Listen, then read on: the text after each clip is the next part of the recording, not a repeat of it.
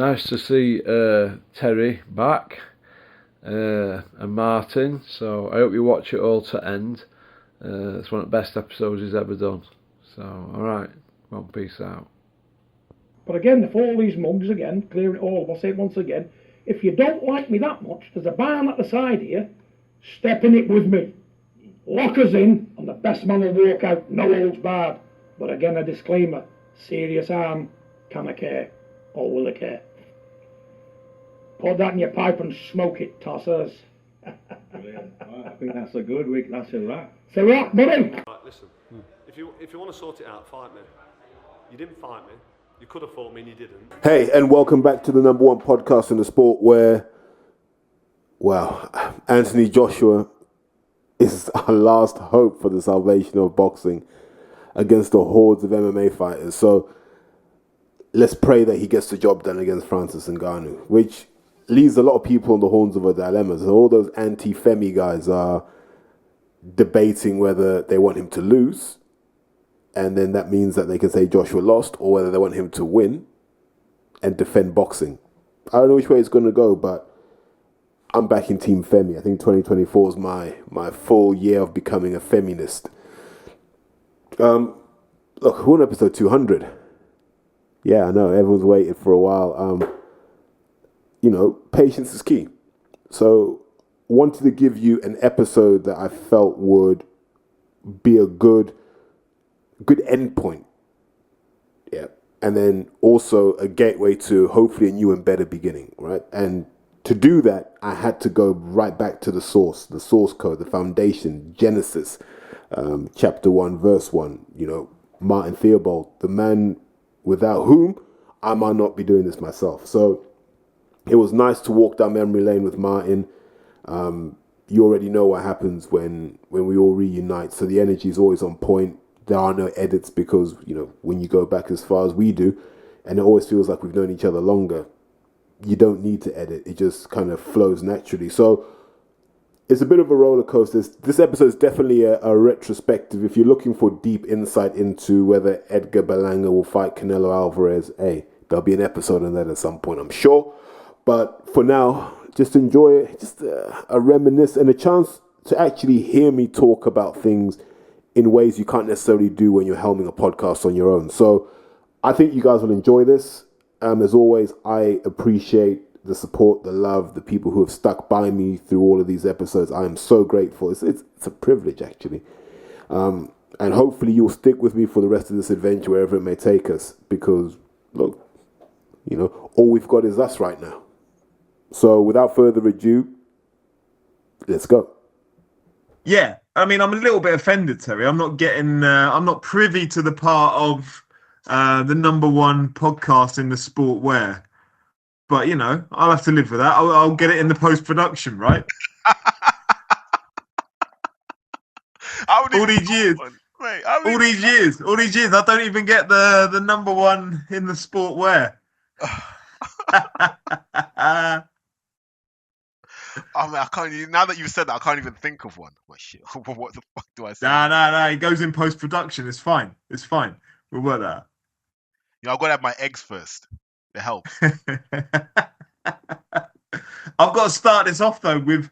I know it's your podcast, but I'm here as a guest, and it is my honor and my privilege to be your guest on your 200th podcast from the journey that we've been on from our old New Age boxing days, and I've been lucky enough to sort of make the transfer from involvement to listener, and I can only thank you, genuinely thank you as well for the hundreds of hours that you've given me on commutes, on walks, on through lockdown, out of lockdown, all of that stuff that I speak on behalf of me and how many people listen to say thank you for sort of providing that, and how hard it is to do that as one person on a podcast for hundreds of hours. And I'm going to come on to a little quiz at the end that I've created, which give people a flavour of the areas covered over those sort of 199 episodes, plus the Highfield boxing episodes before that. So it is well over 200. But thank you, Terry, for having me on your 200th. When also there were many other people that that would equally do, as good and probably better job than I would, such as Danny Watley and Porky Russ and all those people that would, equally match what I will discuss with you. But mate, 100%. Number one, thank you because, and like, I don't want to make this sound like it's scripted because it's not.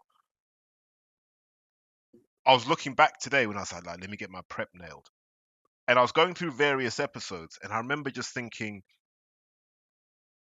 about all the moments in my life away from boxing where I was just able to use that to keep my head together. I remember there was a time I was working, and it would have been about mid 2020, and I knew there was an assassination attempt on me at work, not JFK style, but where people are trying to make you take the fall for stuff you haven't done, and like the pod and just the reaction and the friendship built through that.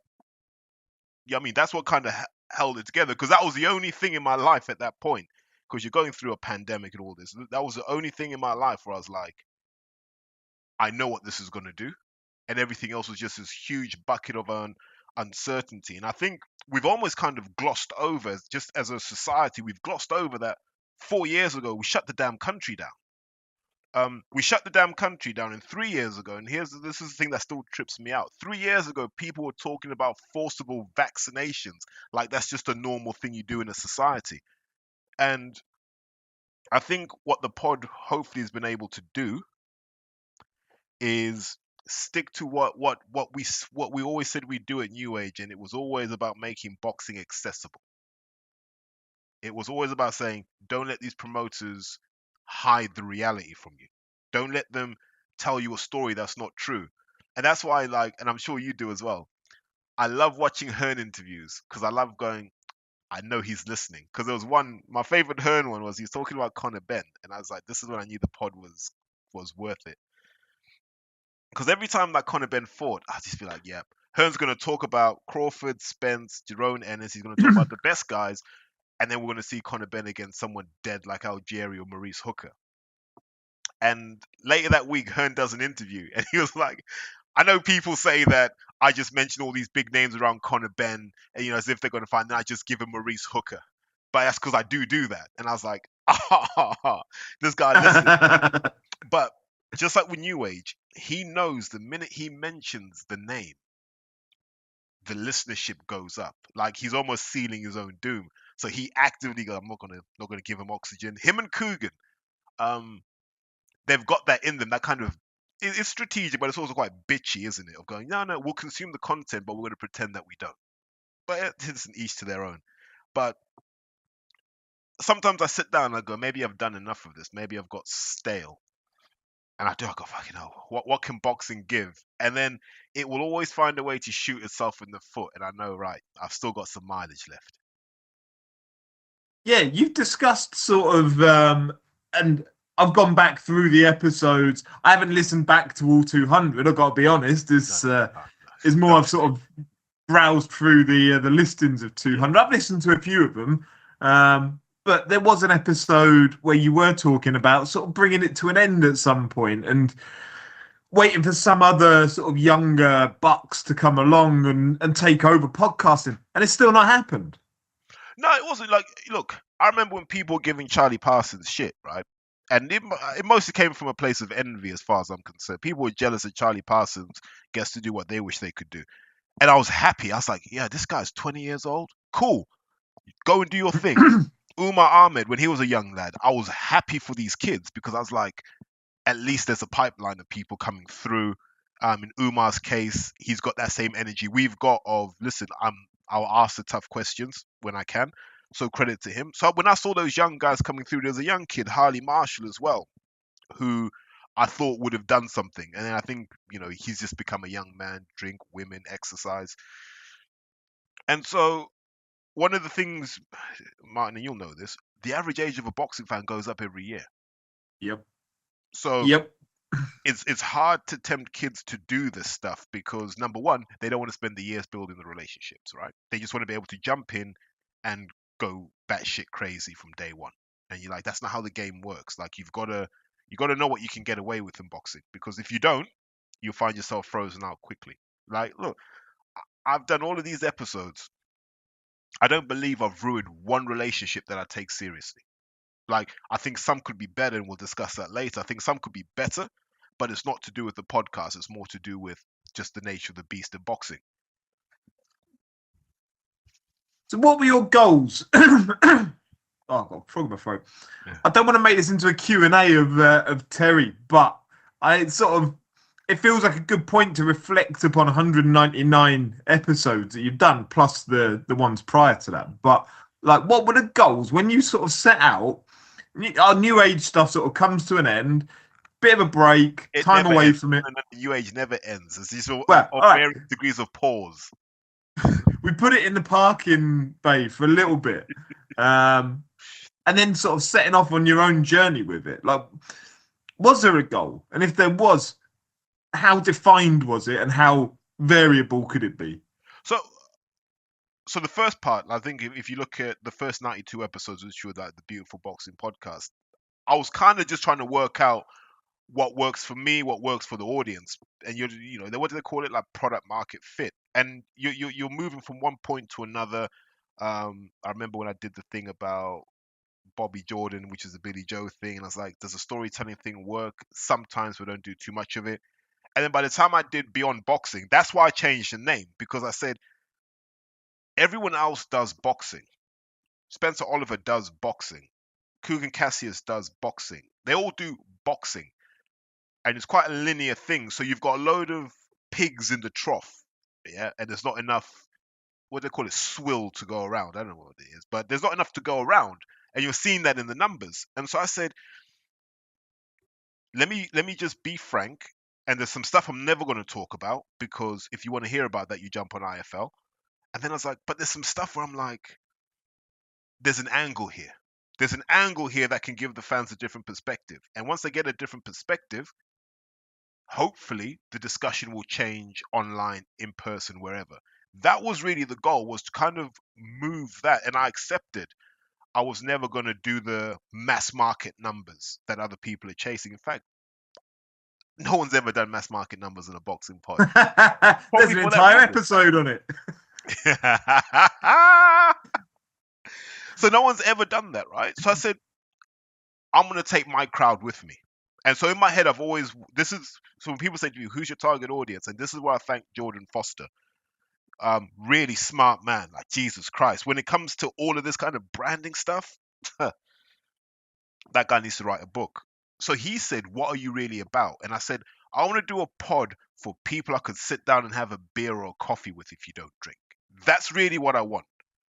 Now, I could make it provocative and I could reveal inside secrets. I could really, blow a hole in boxing.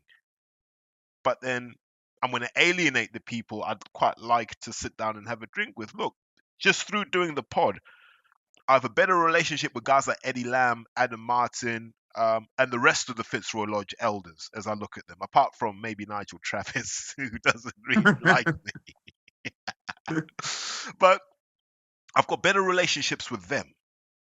I've got better relationships with some of the people from my coaching past, because I think people have just realized that's just who he is. And it's a chance for me to say, look, don't worry about any gossip behind the scenes.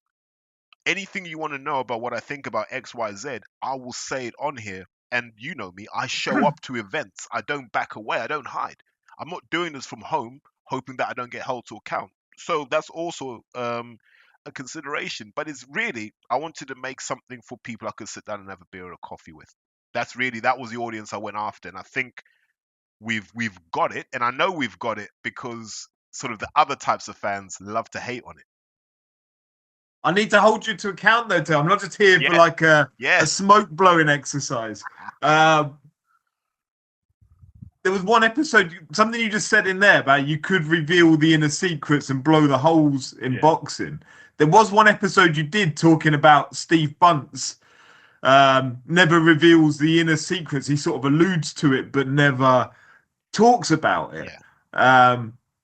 How do you square that off though? If he's sort of guilty and culpable of not doing it, should you? But I think we're on different places in the spectrum. Steve's constrained by the fact that he needs to make money, right? And because Steve knows where all the bodies in British boxing are, he's well paid, right? But for me, it's more, I'll speak up when I feel there's a lie. So I don't need to titillate and I don't need to be a tabloid. That's not really my lane. There are other outlets for that do it really well. I'm not a tabloid. So where I feel there's a lie, where I'm like, hold on, what they're telling us isn't making any sense, then I'll tear into that, like you do. I mean, like we were cut from the same cloth. Where someone lies, but if there's no lie, if someone says, look, I can't speak about it, and there's a legit reason why they can't, I'll just be like, okay, leave it. I know what the reason is, I know what the situation is, but I'll leave it. But let's go. I'll give you a prime example of this. Remember when they announced Conor Benn versus Chris Eubank, and Dr. Oz started talking immediately, and I said at the time, this is going to come back to haunt this guy. This is the dumbest thing I've ever seen, right? And people were like, what? Fast forward a few weeks, fails the test. But I knew why Dr. Oz had been brought in, right? And I only talked about it when the test was failed. And I was like, okay, now let's have the discussion. But I knew why Dr. Oz had been brought in. I knew Dr. Oz had been brought in because the test had been failed.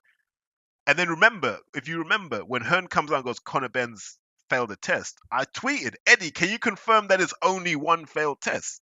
Yeah, you did. Yeah, they radio silence because I knew. And that's what I mean. Like, you've got to know when and how to do it. I can't just be fully tabloid and going, these two boxers met up in Marbella and it kicked off or anything stupid. Like that's not, it's not what we do. Do you see what I mean? Like we deal with the sport itself and the business around the sport and all of that. But the titillation, there are other platforms for that. And also, I'm sure you do as much as I do. Get told lots of things that aren't verified. That if you came on and recorded it and sort of said, without saying who told me, I'm going to tell you X, Y, and Z. The amount of bullshit stories that happen within people in boxing, like your WhatsApp gets full of it. And I think, there will be people that do that. But going back to your point about you'll only call out what's a lie, my favourite episode you've ever done was the Conor Benn Piers Morgan episode. Like, that whole entire episode was, I must have listened to it 2 or 3 times back and recommended to people who know you've got an interest in boxing, and they sort of say, oh, what do you reckon about this Conor Benn stuff? The amount of people I've just said, look, I'll send you a link, go and listen to this, that'll tell you what I think about it, because everything you said was bang on throughout it. So I'm trying to remember if that was what day was it a Monday? I'm trying to think. Because I remember, like, I'd been out, right, and I've come in, it's about 9 o'clock-ish, and so I just missed it being played. And so I thought, let me go and see this thing. And it started, and the way he talked, I said, "Oh no, this guy's about to he's about to bless me with some great content." so let me not watch it. I'm going to queue it up, on my phone. I'm going to record as I'm watching this, and then when I need to stop and speak, I'm going to do that. And I just couldn't make an absolute car crash, and I would love someone to sit down with Conor and go, when did you, between the fake 270-page document and that interview, when did you decide that was a good idea? Like, all of boxing is watching. When did you think that was a good idea, Conor Benn? Because it wasn't. But I think I alluded to I said, this is where we're going to end up. If you remember, when it first kicked off, I said, we're going to get to the point where he shaves that beard off. He's going to put the Rolls Royce away, and then he's going to be international school educated Conor Benn. And I said, at some point, we're going to get the mental health thing and the suicide thing. I was like, this is all going to happen because they just dig up these same dead playbooks all the time in the hope that they work. And I said, this isn't 2019. Boxing fans have been through too much. And maybe we'll touch on this later.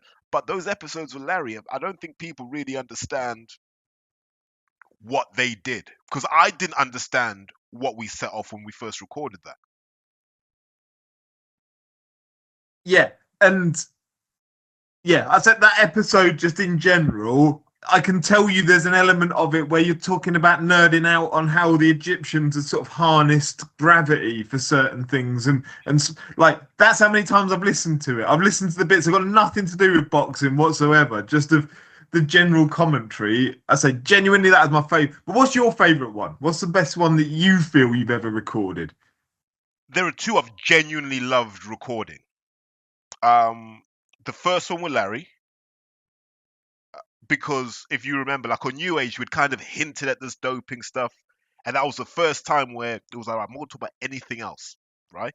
And I found a dance partner in Larry who got it, and so Yeah. I think we were able to feed off each other and just elevate it. And if you listen to that 2 hours 50 something minutes, you never saw sport the same. Not just boxing, you didn't see sport the same again after that. And when it first came out, it didn't do amazing numbers. And then it started to filter through, right? And I knew it was filtering through because of the DMs I was getting from people in boxing. I was like, oh, we've done something here. And it would just keep going and going and going and going and going. Like 6-7 weeks after it was recorded, it's still churning over 500 spins a week. I'm like, what? And all of a sudden you're seeing it on Twitter, you're seeing it on social media, people now talking more about the doping and being more precise. I'm like, oh my God, we did this. And I take great pride in that because no one else was willing to do it. And in fact, no one has been willing since. Like, everyone's had an opportunity to do it. And there are probably people who know more than I do that avoid this because it affects their paycheck. And the second one I enjoyed was when we did our lockdown one. So that New Age reunion, when we did it, was it April 2020? I know the episode. I don't know the Yeah. date. That one there, I love that because I knew. I was like, this is gonna land well. You know when you're recording and you're like, no, this is gonna land well. Yeah, it just that felt. It's that kind of, they talk about flow state now, don't they? That's a new thing to talk about. It required no thought to deliver that episode, and people can say it's a function of lockdown. Maybe people had more time, but I feel that kind of reactivated and reconnected people and went, yeah, because if we went back to doing New Age full time, people would just be like, it ain't like it used to be. Like you could never ever beat your past, man. The past is undefeated because it's already happened. And if we did go weekly, people just be like, it's not like it used to be, because they'd just be looking for reasons to feel validated in their feelings. But when you pop up out of nowhere in a time of crisis and you can entertain and engage and make people think, that's your job done. And they're the two that I've really, really, really enjoyed from recording's done and you just smile, you're buzzing. Like you almost want to go for a run after those. There are others that I've enjoyed for different reasons. So Larry 2, I enjoyed because it gave Larry an opportunity to clap back at people who were trying to discredit him. And that's why we gave it enough time, because we knew VADA would do what they needed to do. The second one with Denzel. So when we're talking after the Felix Cash one, where some people say that was a bit uncomfortable, but it wasn't uncomfortable to me. I did reflect it, maybe I went too far. But as I said to Denzel, I said, sometimes I've got to look out for you as an older brother, right? And I've got to be that voice in your ear that says, look, everyone around you is getting a percentage of what you earn. They're not going to rock that boat. You need someone that's just going to say, hey, maybe you need to take control of your career. Maybe you need to do a little bit more. Maybe you need to demand more of yourself. And through demanding more for yourself, you will demand more from others and you will become better. And he became better, and I was happy about that. The Umar one where he announced his retirement, that was heart-wrenching actually, because like I know what he had been through to get there. And one that doesn't get talked about enough but should was the episode I did with Shakiba. Can't get many women on. It's a shame. Like one day I should get Brooke on, because you need a female voice in there because their perspective is just as important. But if you remember that episode, I split it into two parts. But that was the first time we got hints that SAS Who Dares Wins was rigged. And then what followed on with Ant Middleton and so forth went to show. Because from how she was telling the story, she was comfortable. And she's like, I could have won that. And they pulled me out because they knew who they wanted to win. And I found that really interesting. So there are a few where I have an emotional connection. But the first Larry one, for where it went, and it went everywhere in boxing.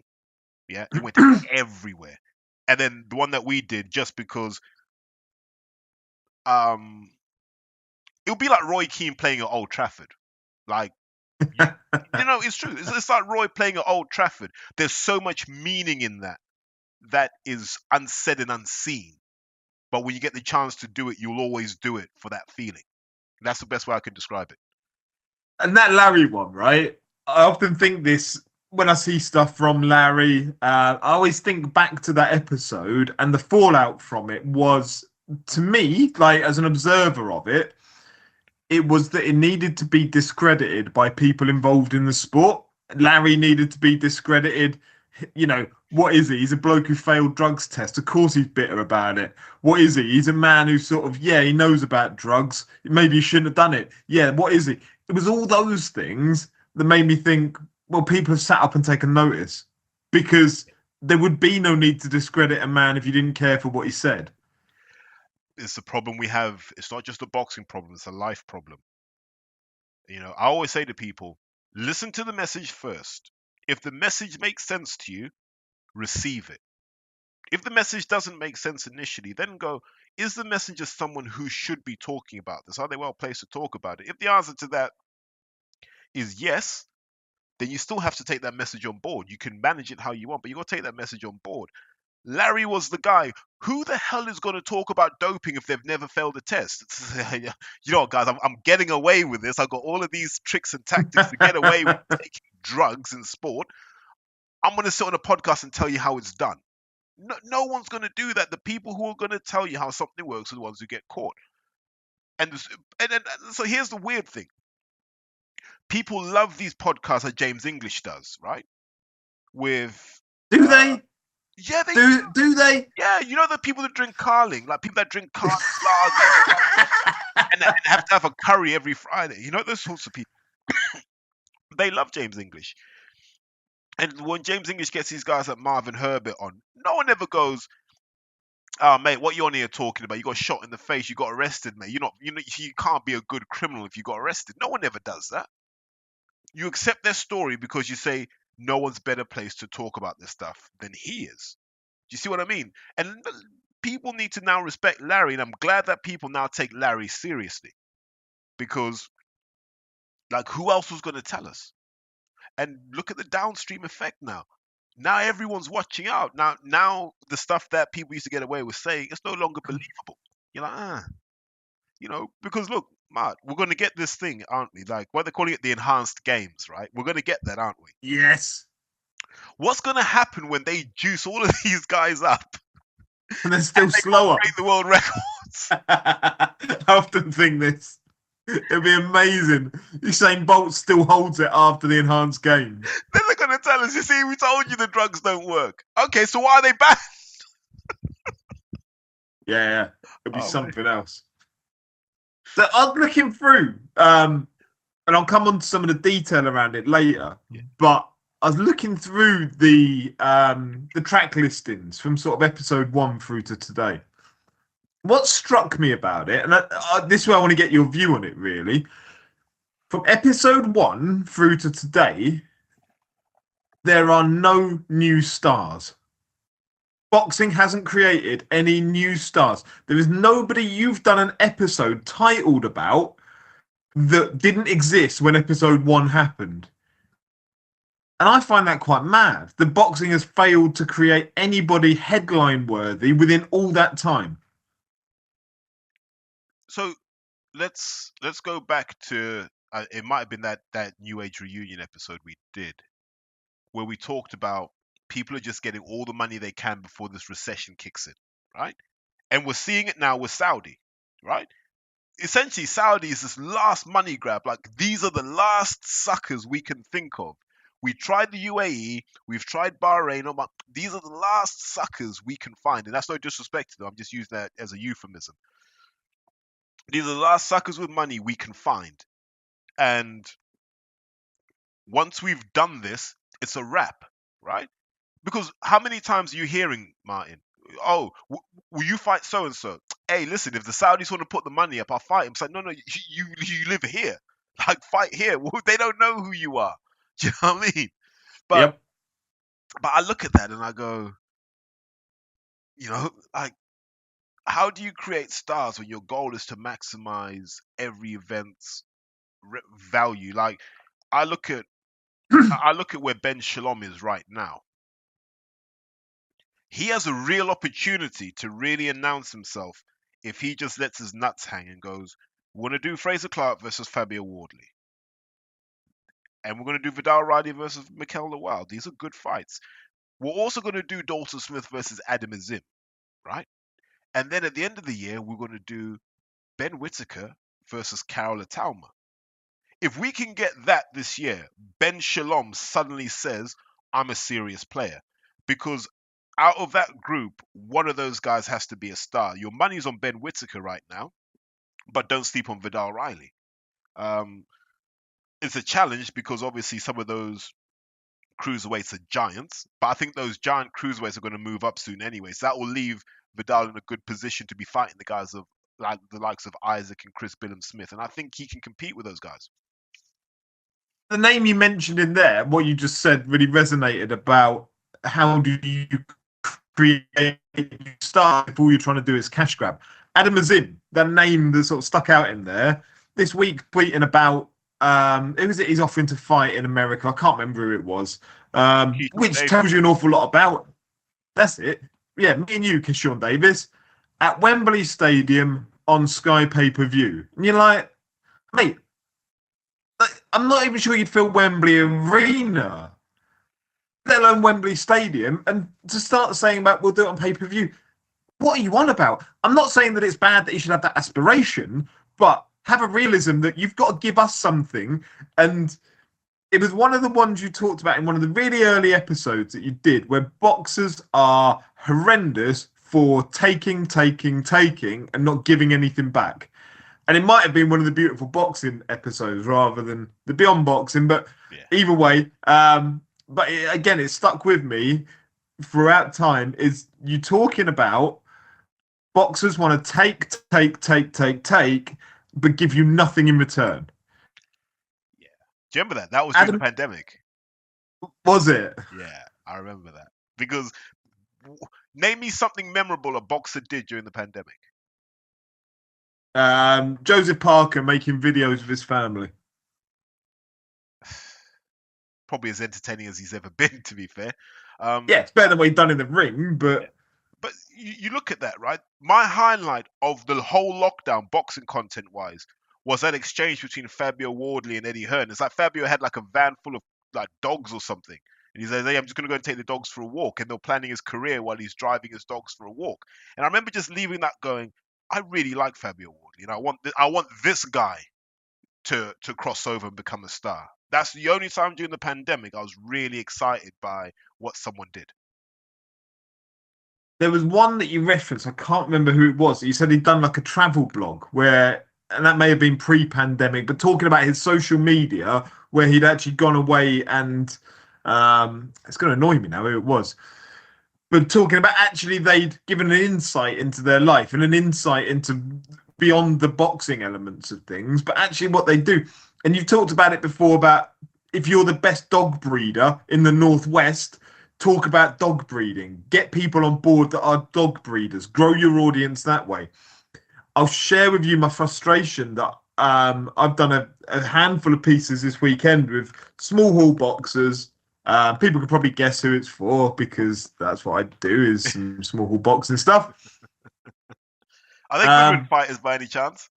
How do you know? They're not all Goodwin fighters, but they're fights that will be on Goodwin shows.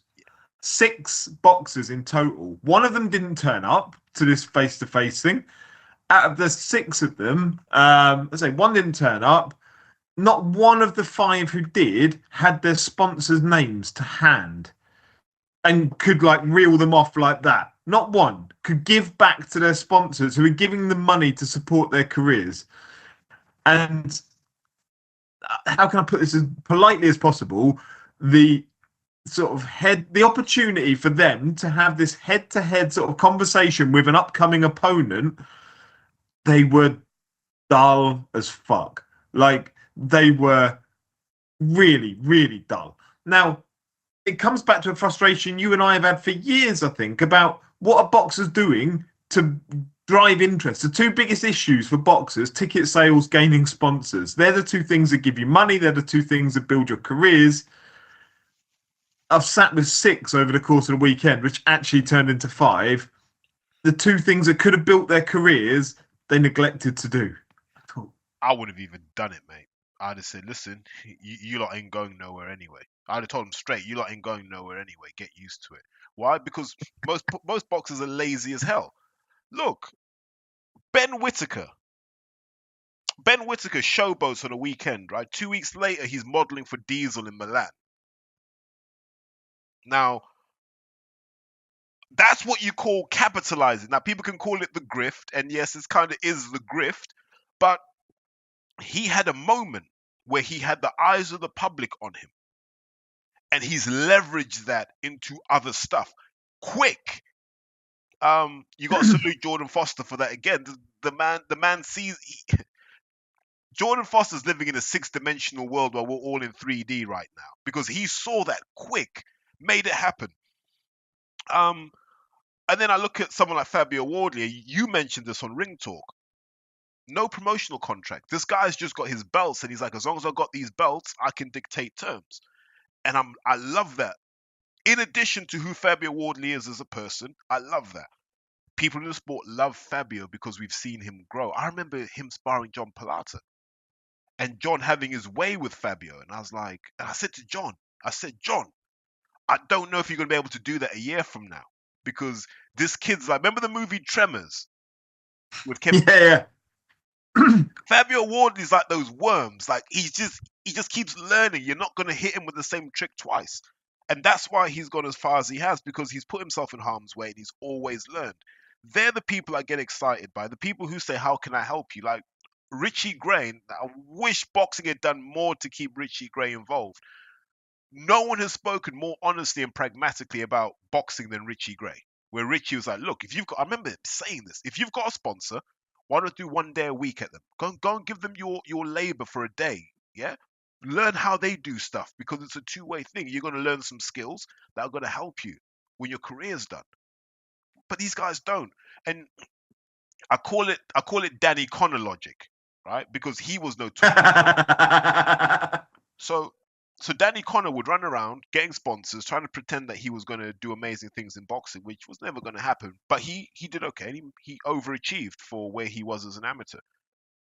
But he never put it in for the people that bought tickets. He never really put it in for the people that sponsored him. He never showed them that kind of respect. And so that's why he's now on the outside looking in. Like, I feel for him. Imagine you have to tell people you used to be a boxer. That's his life. He has to tell people he used to be a boxer. I'm like, was it worth it then? And a lot of these guys fall into that trap. I look at it and I go, you train for a maximum of 2 hours a day if you spread it out across the whole day. What are you doing with the rest of your time? What was that Instagram post that you did where you just took the piss out of a day of the life of a boxer? That's incredible. Just like running through the market or something. Yeah. Just like, you know. And I just thought to myself, this is all they do. It's like, this is parody. This is all they do. They show them training, but I'm like, but that's your job. Like my assumption is that if I don't see you, you're training. Show me something else that's going to get me excited, because fighting another Lithuanian ain't doing it for me. You know, I always go back to Ben Whittaker. The guy can rap. We've heard him rap. Do you know what I mean? Like he's gone into different lanes. As is Lawrence Okolie. You know, Okolie did the book. He did his music. He's done things, and you may laugh at them, but you got to tip your hat off to the guy and say, mate, at least you tried.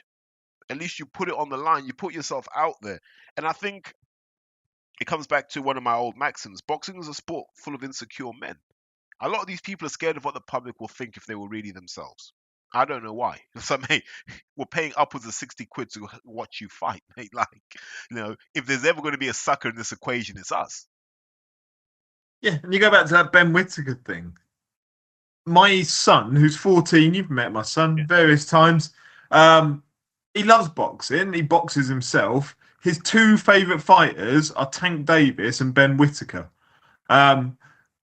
He sort of knows Ben Whittaker. He started watching more of Ben Whittaker as a result of all those highlights, all those things of Ben. And you get the old people online going disrespectful to the sport because he levels above this person. He shouldn't be doing it. Why shouldn't he be doing it?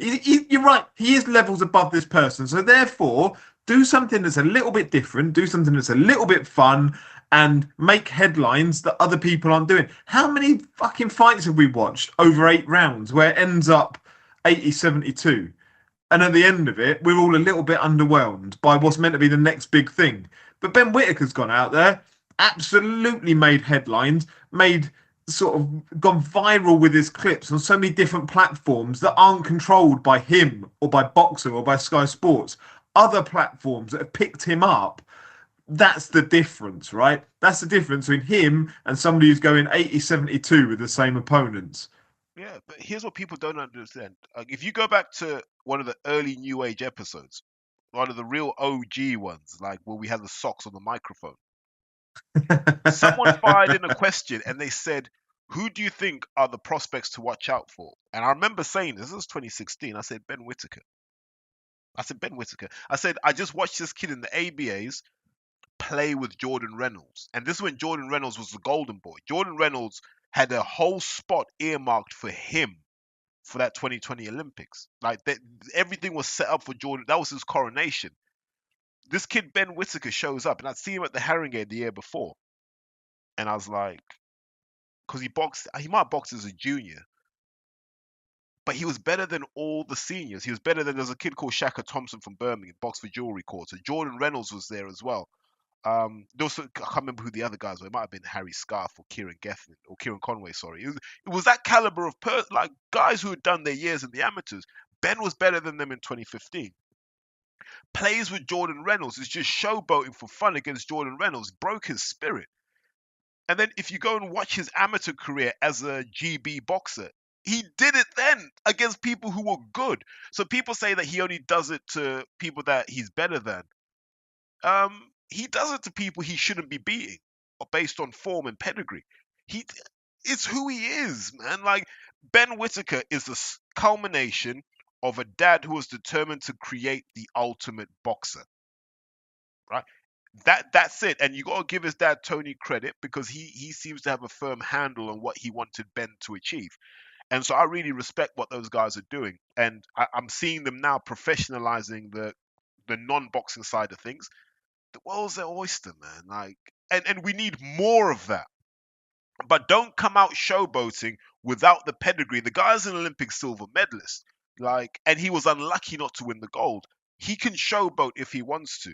If you're a kid and you've had 11 amateur bouts, I don't want to see you with the tassels on your shorts. I don't want to see gold boots. I don't want to see bright pink gloves. I don't want to see anything flashy from you until you've done something that we respect. There's too much of that, as opposed to Ben Whittaker being the problem.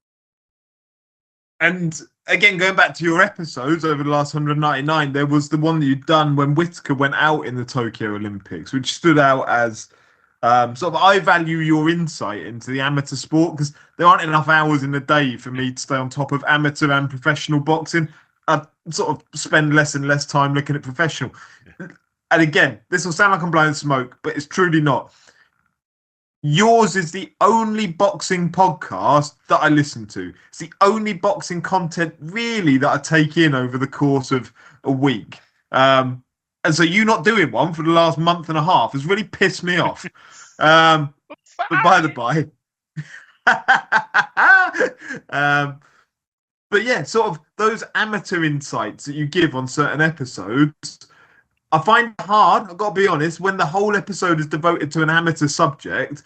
I sort of struggle to take some of that in sometimes because I'm not as familiar with it. It hasn't got the names that trigger something in my memory.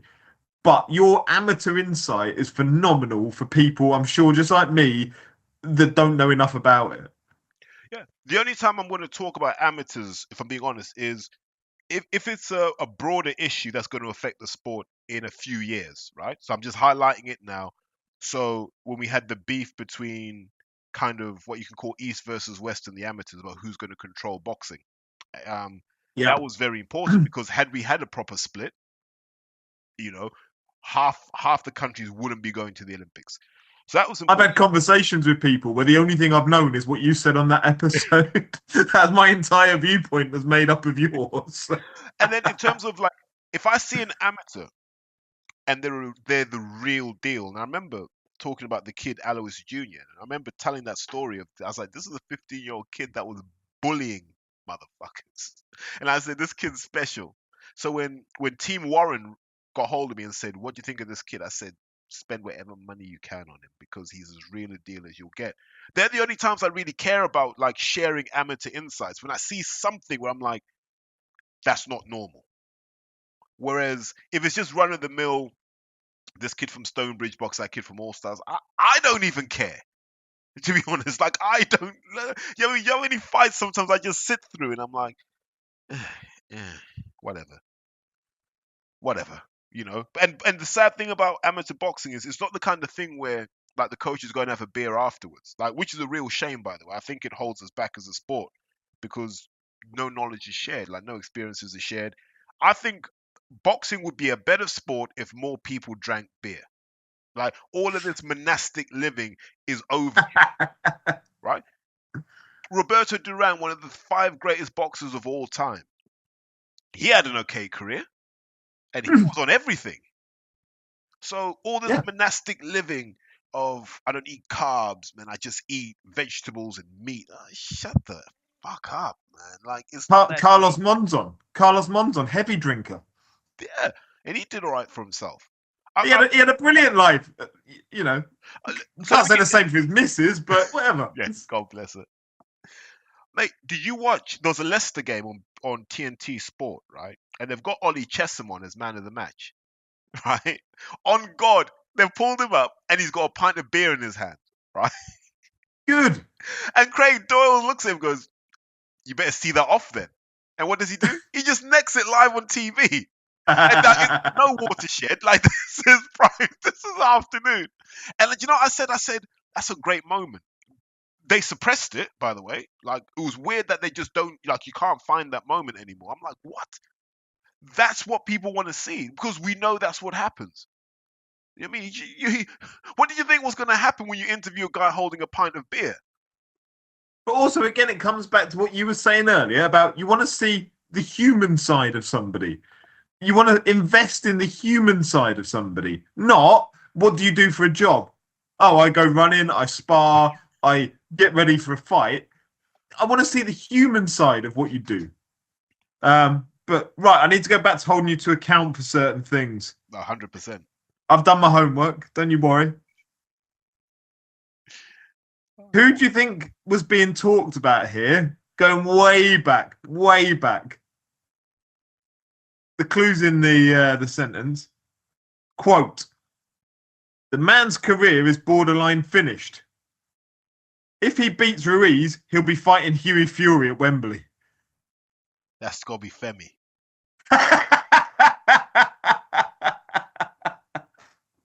It was. Who did he fight after Ruiz, actually? After Ruiz, too. Who did he fight? Was it Pulev? There you go. No, it might as well have been Hughie Fury. I don't know. And here's where I've got to hold myself to account. Because I never believed in 2024 I'd be saying Anthony Joshua's most relevant heavyweight. I've seen the Fury fight appear and disappear more times than I care to remember. I've seen the Wilder fight appear, disappear, reappear.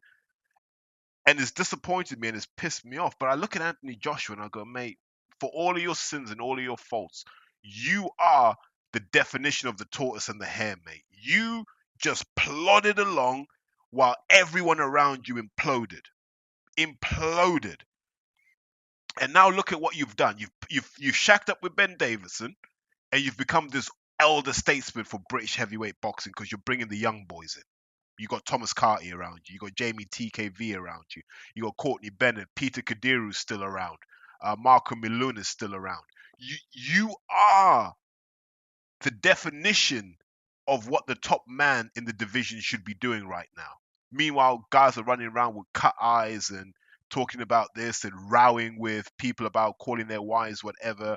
And I mean, you got the Saudi avatar in the corner just laughing, going, "He's very funny here." Do you know what I mean? And then you got Usyk, who, I don't care what people say, hand on heart, no one cares about Usyk. Like, no one cares. No one gives a toss about Alexander Usyk, and I can't explain why. Yeah, it's mostly because we don't have a connection with him. I don't know who the hell this guy is. He may actually be trying to liberate the Luhansk region single-handedly. I don't know. He could be doing absolutely anything. We have no idea about him. So I refuse to believe that he's the main guy in the division because we don't care about him. But we care about Joshua. And look at it this way. If Usyk retires tomorrow, I don't think it affects the heavyweight division commercially. If Joshua retires tomorrow, we may as well just go home. No, I agree. And you said it the other day, actually, he's been consistent. That consistency is what, Fury comes along and has highlight moments. He has low light moments. There's very little consistency from him. Joshua hasn't retired. Joshua hasn't thrown his toys out the pram. Joshua hasn't aligned himself to the wrong people. No, he has. Oh, Joshua has thrown his toys out the pram. And that made me famous. Oh shit, you're right. He did, didn't he? Live in the middle of a ring, and you got 1 million views of your commentary about it. So another moment when I knew Hearn was listening was a couple of days after that. They asked him about, could someone have, helped Joshua in that moment? And he's like, look, there are people online, and what did he say? I don't want to call them clowns, but there are people online who are saying, oh, someone should have taken the microphone off him. And I was like, yeah, I did say that. And he's like, well, if anyone had tried to take the microphone off Joshua, it was too late by then. And I just laughed, and I went, mate, it feels like I'm kind of rent-free in there. And I'm okay with being rent-free in there, but... Well, I'm going back to holding you to account here. Episode 4, way back in the vaults, right? And this is in the beautiful boxing days as well. Shit. So what was the first one? The first one would have been, I'm guessing, would have been Joshua Ruiz. The second one would have been Billy Joe. Now we're still on Ruiz versus Joshua conversation here. Okay, cool. I know where we are then. Yeah. I'm going to read the quote. It's not a question or anything to quiz you on this one. Just a quote talking about Ruiz versus Joshua 2. Hasn't happened yet. It's sort of being talked about. Quote, one thing that we can all agree, that fight won't happen in Saudi Arabia. What did I know? And then went on to... I have been listening back to some of these older ones just for my own amusement, really, and sort of a bit of research. But went on to, because that was on Sky, wasn't it? It wasn't on DAZN. It was back in the Sky. But went on about why Cardiff would have made more sense. Probably did make more sense from a logistical perspective. But yeah, one thing we can all agree, it won't happen. Yeah, but okay, so think about what we say about fights in Saudi. Yeah, nothing to do with Riyadh. There was nothing to do in Jeddah or Drinia. It was in Drinia, wasn't it? There's definitely nothing to do there. World Boxing Super Series has nothing to do in Jeddah. Like, Saudi's a dry country, right? And as much as they may talk about experimenting with alcohol, the closest you'll get to allowing alcohol in the Holy Land is if they build some kind of offshore island that they turn into the Middle East and Ibiza. Who has memories of Joshua Ruiz 2? Like, when we can think back to Groves Eubank, or people can think back to Joshua versus Klitschko, what they were doing, what the whole day was like. No one talks like that about Joshua versus Ruiz 2. And that's kind of where I was coming from. I was like, if you're going to have a fight like this where this man's career is on the line, if you can't make Wembley happen, make Cardiff happen. Now, I was wrong on that because Saudi came and said, well, we're just going to offer stupid money because we want to test the waters. But you almost wonder why it took so long for Saudi to become a mainstream boxing backer in that case, seeing as they already had their eyes on Joshua. It's taken years for what we got at Christmas and then what we're going to get this year. It's taken years for that to happen, and paradoxically, it was Uncle Frank who made it happen. And also, going back to Ruiz Joshua, that was in the more grey area times of Saudi Arabian involvement and Middle Eastern involvement in boxing, with names that don't get mentioned so much these days in the sport. But it's true. But though I genuinely believe those names that we don't mention anymore are a big part of what's happening now. Because I think I said this to you before. Someone show me Turkey's paperwork.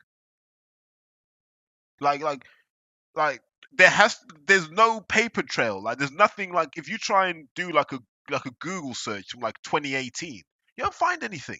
I'm like, Yep. It's almost like you appeared, right? It's AI, just AI. Create me a boxing promoter who wears sunglasses and body warmers indoors. No. Do you remember when Roger Cook did his show and he dressed in disguises, right? Yeah. And they just looked really, really bad.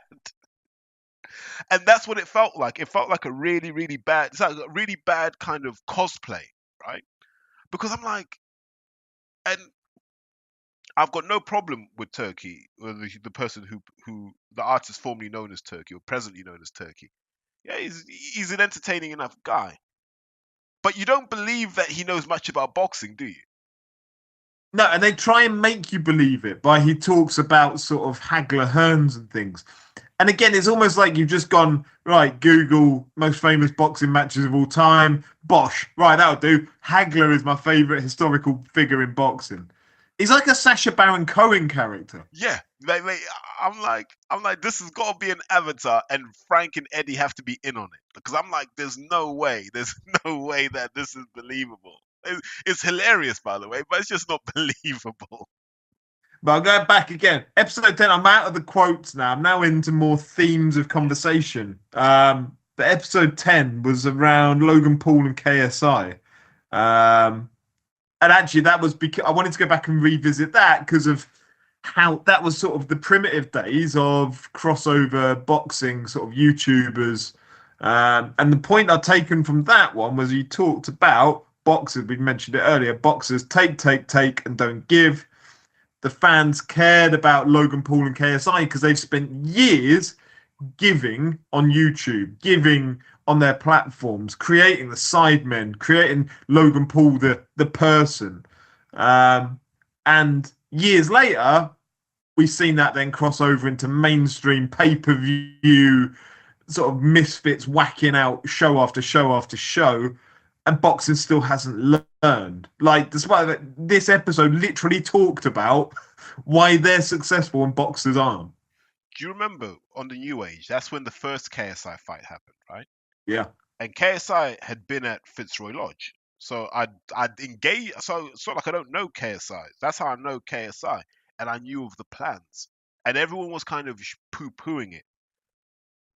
But I said, hold on, this guy's going to do a boxing show with no boxing involvement. Let's be clear about this. No boxing involvement. And so I'm tracking this. Then I heard it had sold out. And as soon as I heard that had sold out, I said, these guys are cooking with different ingredients here. Right? And I learned a very, very powerful lesson from that, Martin. And it's this. People will watch a fight so long as they feel it's competitive and it makes sense. Whether it's a pub car park, whether it's in Hyde Park, whether it's in Campbell Park in Milton Keynes, or on the walk down to Revs, whether it's in Toxteth, wherever, the most popular videos on social media are half-naked women and fights. I guarantee it, yeah? And that's just a reminder that people love to watch fights. And boxing forgets this. I don't care about building a fucking career. I'm not paying to watch works in progress. This is why that whole Joshua learning on the job thing annoys me. Professionals. I don't hire someone to plaster my bowl, to tile my bathroom. It's like, mate, you know what? I'm kind of learning as I go along here. I'm like, no. Mate, I need this to be banging. Yeah, I need this to be pretty bang on. That's what I'm paying for, and I feel the same with boxing. That's what I'm paying for. If you need to learn and develop, kids, stay in the amateurs. Yeah, in the pros, get scrapping. All of this, he's got to learn this. I can give you 5 fights to get used to boxing. After that, I'll give a monkeys. Do you know what I mean? I don't. And so, interesting enough, I was talking to Robbie Chapman on Friday. One of the few boxers I just see I see Robbie Chapman like twice a month. He's a top guy, by the way. Really, really, really good guy. Solid journeyman, knows his way around the ring. And this is the stuff we were talking about.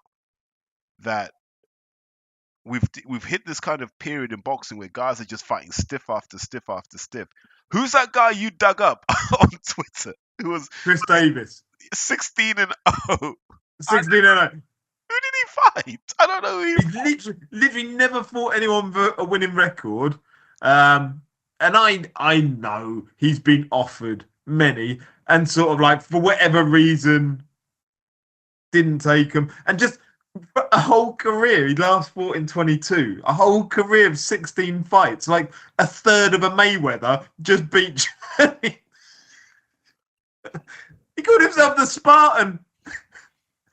But mate, now look at Vidal Riley. Vidal's like, I'll take on Mikhail Lawal now, and you're like, oh, he's different. Yeah. When you that's how I feel in boxing. When I see someone go, I'll take on this fight, and I'm like, oh, that's different. It's like when Denzel said he'd fight Felix Cash, and in my head I was like, really? And then I was like, balls of fucking steel. Go on, mate. Do it. I respect that because there are certain times it's okay to take a loss. You know, I didn't say it to Dan Aziz, but it was what I thought. I thought if he loses to Josh Boatsy, that's not a bad loss to take. It's not like Josh is an also ran. Do you know what I mean? But also in my heart of hearts, I believe Dan could win a rematch. But that's kind of me being, Dan's friend. There's okay times to take losses. There are also times where it's not okay. So Eubank Jr. losing to Liam Smith, probably not a good loss to take. Because that harmed the value, and that kind of set back a potential fight with Canelo, which left Eubank scratching around trying to make this Conor Benn fight happen, which made us well past its sell-by date now. Yep. I wanted to touch on, you mentioned a few of the names that have been on it. Umar Sadiq, Dan Aziz, Denzel Bentley. Those fighters that you've had on episodes, where you've sort of gone into their career and the personal side of it and your relationship with them. How hard have you found it then? And sort of, I know what it's like from the perspective when we were doing it on New Age days and going back to the likes of watching Linus and having to review that, but then having to review the hard times and the good of those people, and how self-conscious are you that they might come back and listen to this? Do you have to pull back anywhere where you think, fuck, there's something I'd like to say, but I need to have that conversation with them before they listen to me say it? I would never, if we're friends, I wouldn't talk about the fight until I'd spoken to you. Whoever you are, if we're friends, we do the right thing. Now, the conversation we have in private will probably be more brutal than the review, right? Like, sometimes you got to have those conversations and say, mate, you're pissing your career away. And I've had those conversations. Like, you're pissing your fucking career away. But then I'll hear about what's going on behind the scenes, and then I'm like, okay. That's why if you remember, I wasn't too scathing of Denzel losing to Nathan Heaney because I know what was happening behind the scenes. In fact, you didn't really touch on it. You sort of gave Nathan Heaney his props for the win that night. Yeah, because I don't believe he fought 100% Denzel. But that shouldn't be Nathan Heaney's problem. Nathan Heaney's job is to fight what he thinks is the best version of Denzel Bentley. And Nathan Heaney showed up. And now if you look, Nathan Heaney's got the rub. He's now got that rub where he's got options. And fair play to him. And I know there are people that listen to the Midlands and think I'm very London-centric, and that's cool. But I'll give props when they're earned. and Nathan's earned them. In the same way, I'm feeling that Liam Davis is earning his props. And this comes back to what we've talked about with Frank. Frank's just building wave after wave of people. It's almost like World War One. He's just, I mean, they just go over the top, don't they? Yes, they get machine gunned down when they go over, but they keep going over. And so Frank's helping make people financially stable and financially comfortable. And I applaud that. I was hearing rumors of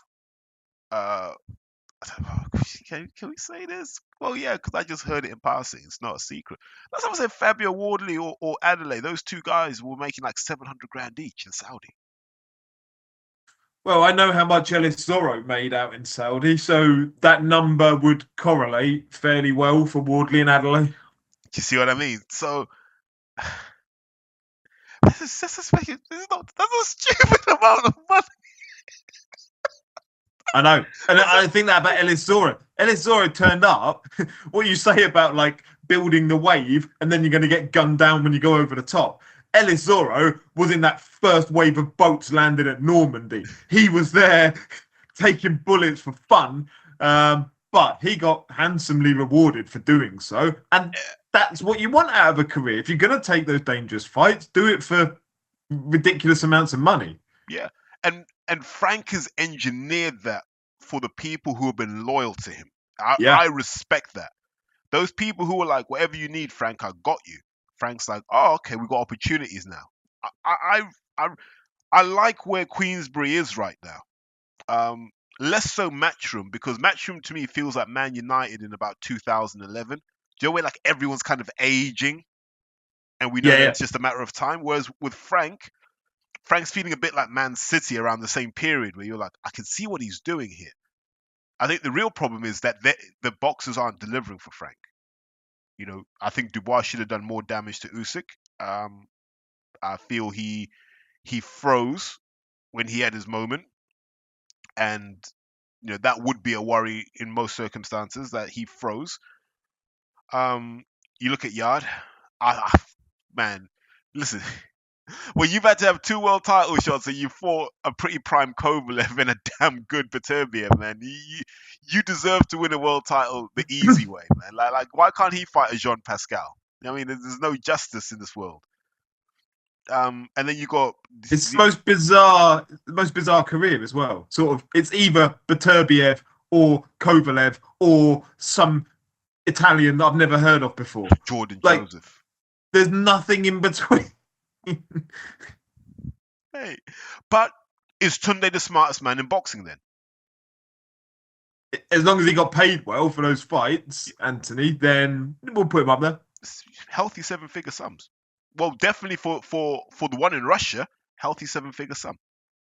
Yeah, I don't know what he got for the one here, but Tunde's made Anthony Yard rich enough that he doesn't have to work again. He's done his job. And then people say, Tunde, listen, people need to start respecting him as not just a manager because he's guided him well, but as a trainer. You've got to start giving him credit. Like when some of these domestic guys start mixing it with Yard, it's going to be very hard to ignore Tunde as a trainer. This is one of the things that annoys me in British boxing. And I now got to get a bit soapboxy, so apologies in advance, people.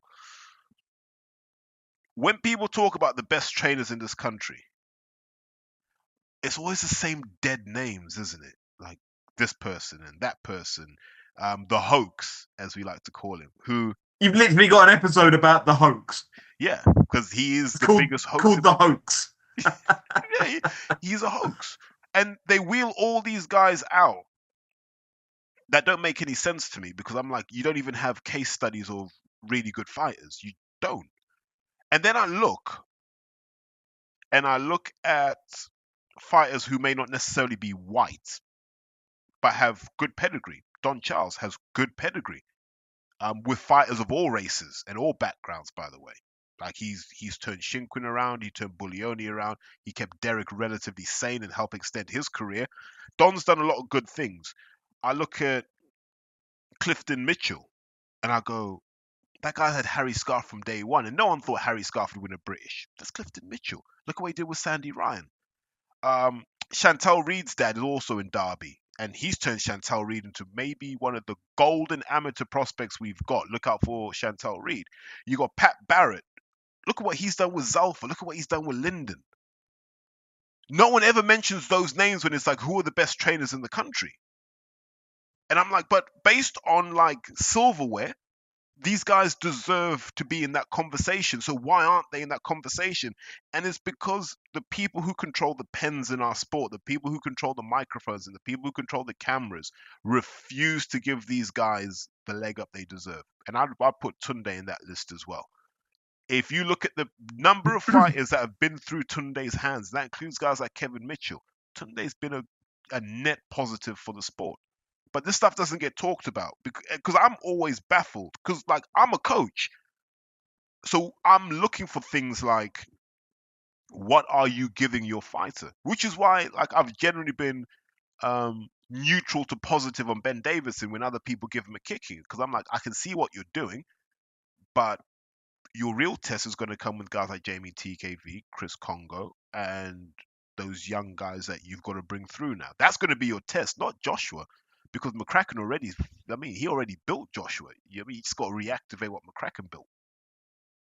And again, that Tunde thing, just to pick up on sort of old episodes, there was an entire one where you banged the drum for Tunde, but talked not just about what's gone on in the fight. And again, I think this is from a listener perspective, this is what people enjoy, and this is what sets your podcast aside. Again, I'm not going back to the smoke blowing aspect of it, but hearing that backstory, which I think we're all sort of semi-aware of, but not hugely, but the way that you contextualize things around how Tunde had been there from the amateur days and invested the money, invested the time, invested all of that relationship building, trust, all of it builds into what you see now on a camera. But what you see now on a camera is a very small percentage of everything Tunde has done for that man.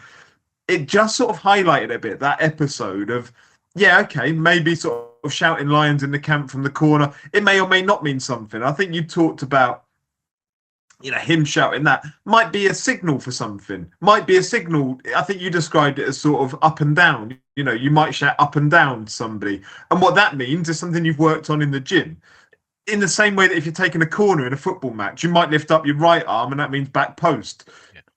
Two arms might mean near post, whatever. There might be little signals that he's able to give fights. But you were able to contextualize that relationship between fighter and trainer so well in that Tunde Ajayi one, that actually for everyone who sort of slags him off, I hope they go back and listen to that and sort of realize that it's not as daft as some people make out that he is. But just more broadly, I don't think people understand. Comes back to the point I just been making. They don't really understand what makes a good coach. They don't understand because 80% of the time when people list coaches, the fighters have made the coach. With Adam Booth, like, if you gave me David Haye and George Groves, I'd like to feel I'd do something. But no one ever stops to go, what did he do with Dion Juma? No one ever asks that question, do they? Yeah. What did he do with Big Aussie? He struggled. He struggled with people that weren't already elite. So that conversation doesn't happen. There's a real skill in coaching, in finding the things that unlock the most value. And like, I see this. When people say to me, what's the difference between the clubs that produce champions and the clubs that don't?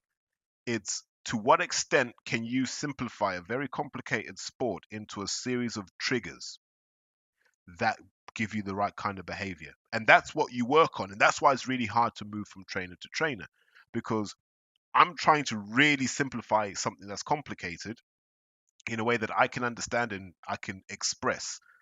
There's another guy across the road who does it in a completely different way. So it's like I've said before, it's like learning a whole new language. But then not only learning the fundamentals of the language, but now you got to learn the slang. And, like we can talk, right? And there's so much that's, English culture. There's so much that we don't actually say.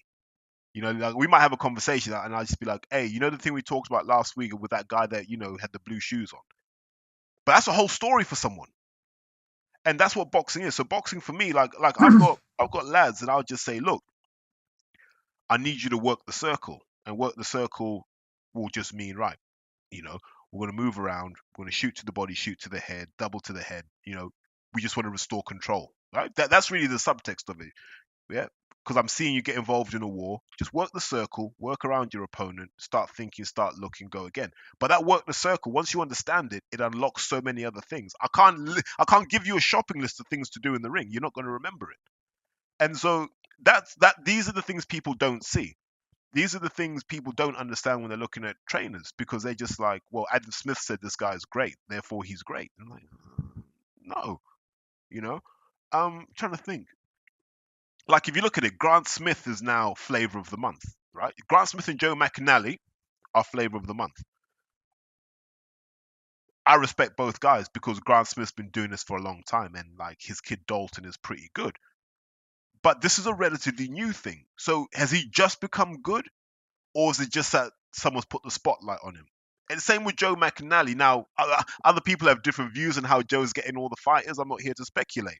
But Joe McNally was a guy who not that long ago was fighting James DeGale in the ABAs. He's barely 40. And all of a sudden, he's the guy? But where's this come from? Is it a slow build-up? Don't know. And I'm not saying that they're bad trainers. I'm just saying that perception just shifts in directions that don't make sense based on what else is happening in the wider boxing landscape. Do you know what? That's a really good gateway, actually, into one of the other points we're going to touch on is boxing and celebrity endorsements of the Beyond Boxing podcast. One name we've mentioned so far, KSI, right?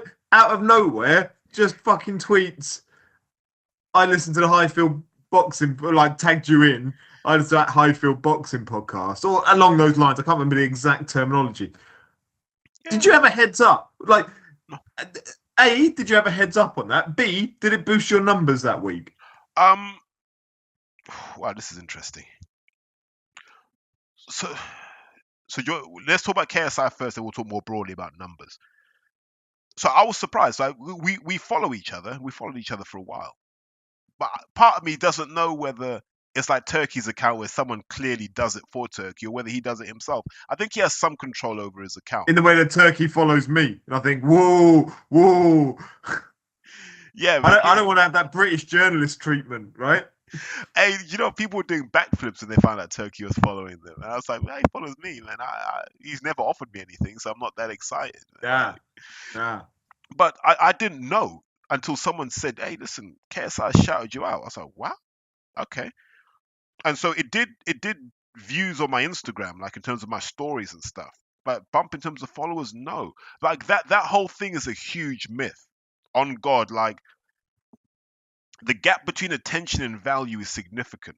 Like I said, I've got nearly 300 episodes to look at data for. And I can say with absolute certainty, there's a core constituent fan base that will just listen to me talk. And I can estimate the number on that. If someone then joins, depending on how they push it their end, and some people are better than others, that might add another 30 to 40%, but it's not game changing because a lot of these guys aren't who they think they are. And I'm not saying this to disrespect my people, but the other thing they don't do is boxers don't push. Like, I remember having to explain this to Denzel. I said, Denz, like, you got to push it because you're on there. And if you can give people who love boxing a moment where they go, I never knew Denzel thought like that, you win. I'm like, mate, my thing's going to carry on doing numbers, right? I'm just trying to shine a bit of light on you, bring you into this audience here. They may know you from what you do in the ring, but do they know you? You've got to push that. And I wish more people understood that you've got to push. The more everyone pushes, the better off everybody is. But that part that's a longer journey. That's a far longer journey. My numbers will be driven by what I do. The handshaking, the being visible, the being friendly, being polite. I remember when I met Michael the Emperor. What, who nearly got into it with Russ outside? In Nottingham. Yeah. Was it Nottingham? Yeah. One of my favourite moments ever was Porky taking the jacket off. And there's Coogan. Coogan just out of nowhere turned up in the middle. Like, that guy never dresses up, does he? Mate, but the thing is, I'm looking at Russ, and I know Russ has still got stitches in him. I'm like, what the fuck are you doing? But it was brilliant, though. It was what was He was needed. good to go. He was good to go, man. He was Yeah. cooked. I've driven over an hour. I was like, brilliant. Russ is a legend for that. But I remember meeting Michael, and I think it dawned on him that I'm bigger than I sound on the pod, right? He was like, oh shit, you're bigger than I thought you were. I was like, mate, welcome to the jungle. But we spoke. And I understood him a bit more. He understood me a bit more. Kept it moving. Like, I try and say that to people. You know, everyone tries to run around boxing finding dirt on me. That's what Rob Tebbett did. Rob Tebbett kept asking people, like, looking for dirt on me. Like, you know, fucking weasel for doing that. But nothing comes out because I fly straight in the sport, because that's how I was brought into the sport. You don't want scandal following you because it will never leave you. So I avoid all kinds of boxing scandal. Like, you know, ladies may jump in my Twitter DMs. I'll just be polite, say thanks, but no thanks, all that sort of stuff, because I don't want the drama. It will just distract from what I'm trying to do. And that is to build something where people look back and they go, you know what? That line from New Age to Highfield Boxing to wherever else it goes, that was important in boxing. Because I still don't believe New Age gets its flowers, man. We were the first. Like, think about when we started as a trio, and all you really had was toe to toe, right? Yeah. All you had was toe to toe. Boxing Asylum, give Boxing Asylum their credit in that they, you know, they've sort of done it and they're still doing it now. Like, they're years of putting it in. I don't listen to it personally these days, but I've listened to it over the years, and just their longevity, if nothing else, incredible. I don't, because of the abuse I got. So I mean, I'm neither here nor there on those guys. I wish them all the best, by the way. Like, I'll be honest, wish them all the best. I believe that they were almost they were too far to be palatable, because they were just in attack mode. It's why I stopped listening, if I'm honest, and I don't know, probably earned me some attack online, whatever. I can give a fuck, really. Yeah. But yeah, like, it's not my flavour of doing things. No, but there's a lane for it. Right? There's a lane for it amongst, it seems to be like Motherwell and Dundee and that part of Scotland, where, you know, it's a lot of Rangers fans, a lot of right-wing views, a lot of people with anti-woke in their bios. You've just lost 1.5% of your listenership, Terry. Good, and it could do the cleanup. But it is. There's a lane for them, and that's one thing I guess the pod's taught me. There's a lane for everyone. Like, once you find your lane, stick to it. It's like I have this chat with Porky Russ all the time, and I say, who are you in this? Are you the guy that does the Boxing Asylum type content? Are you the guy that fights hard for the fans? Which one are you? And I think, like, when you're trying to monetize like he is, you kind of have to jump between them. So that's why he does a shit ton of videos, right? So he's got to cater to so many different audiences. And I admire him for that, because I'm like, mate, that must be draining. I do one, I know where it's aimed for, and as long as it lands there, my job is done, right? That's it. And I'm okay with that. But he's got to churn it out for the member section and do his numbers, and I admire that. But it just means that you're not immune from some of the more recessive and degenerate sides of the boxing fan base. But that's why I don't do massive takedowns, because it gives people a green light to come after you. And I know people have tried it. You know, they try and I don't get that, Martin. You know, this is just boxing, and it's entertainment around boxing. Why would you try and ruin someone's life? Why would you try and ruin someone's business? Why would you be saying, why have you got this guy in your organization? Why try and get people cancelled? Like, what does that do to you? What does that do for you? Oh yeah, we got this guy shut down. Okay, cool. Now what? We're just gonna go on to someone else and do it again? Why? No, I'm with you.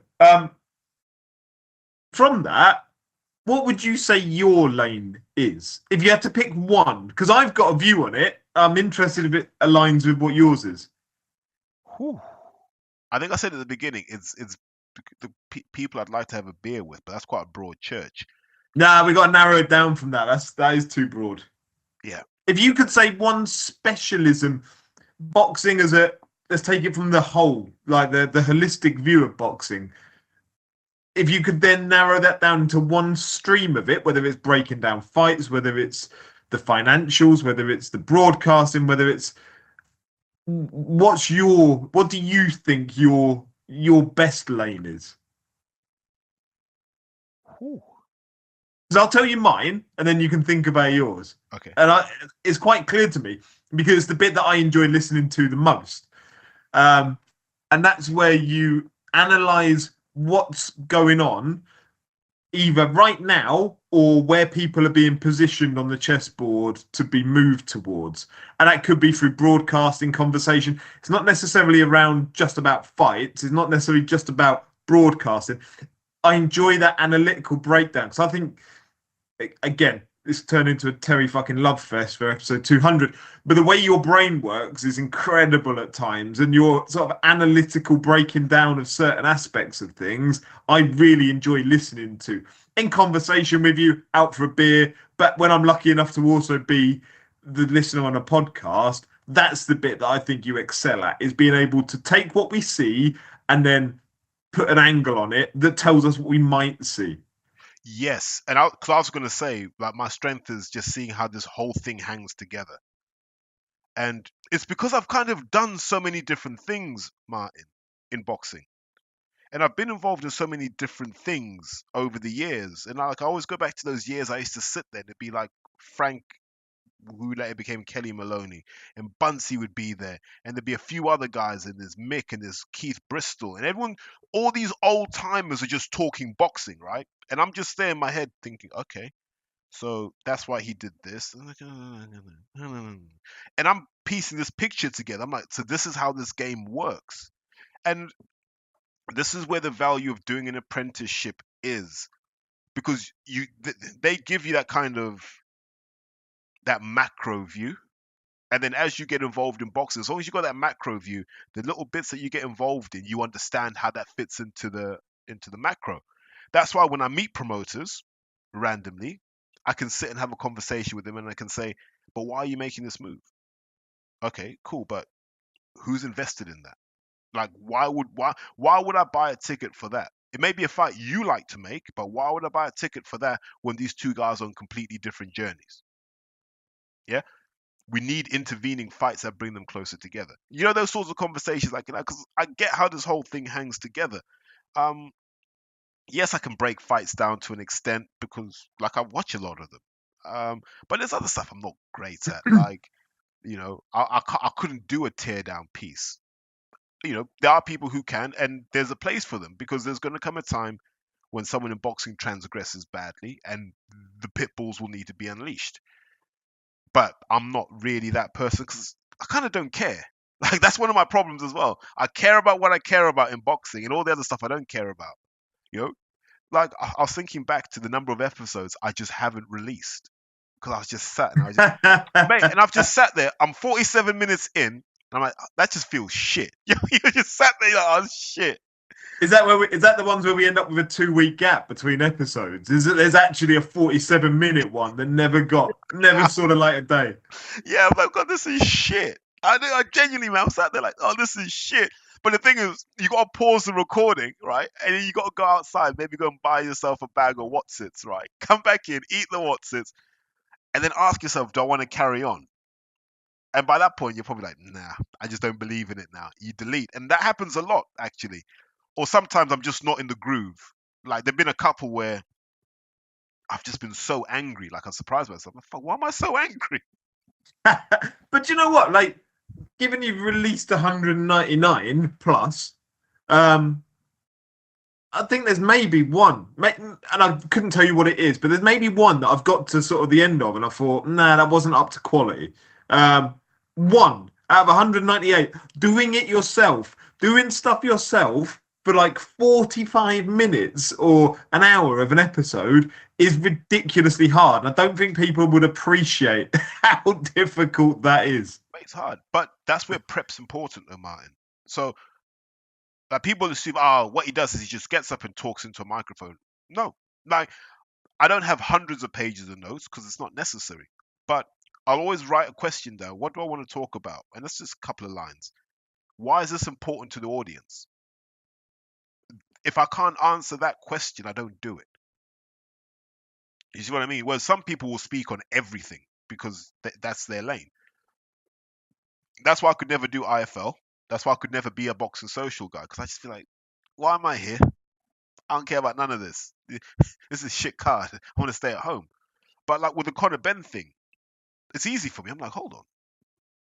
Okay, so Conor Benn's failed 2 drugs tests and he's still making noise. Why do the audience care about this? Because let's really break down what he's saying. He's either saying that the lab have messed up, and if so, then these are the things he has to do immediately. And has he done them? No. Or he's going to have to hold his hands up and admit he's messed up. And he hasn't done either of these things. And then you start going, well, so if he hasn't done any of these things, what's really going on here?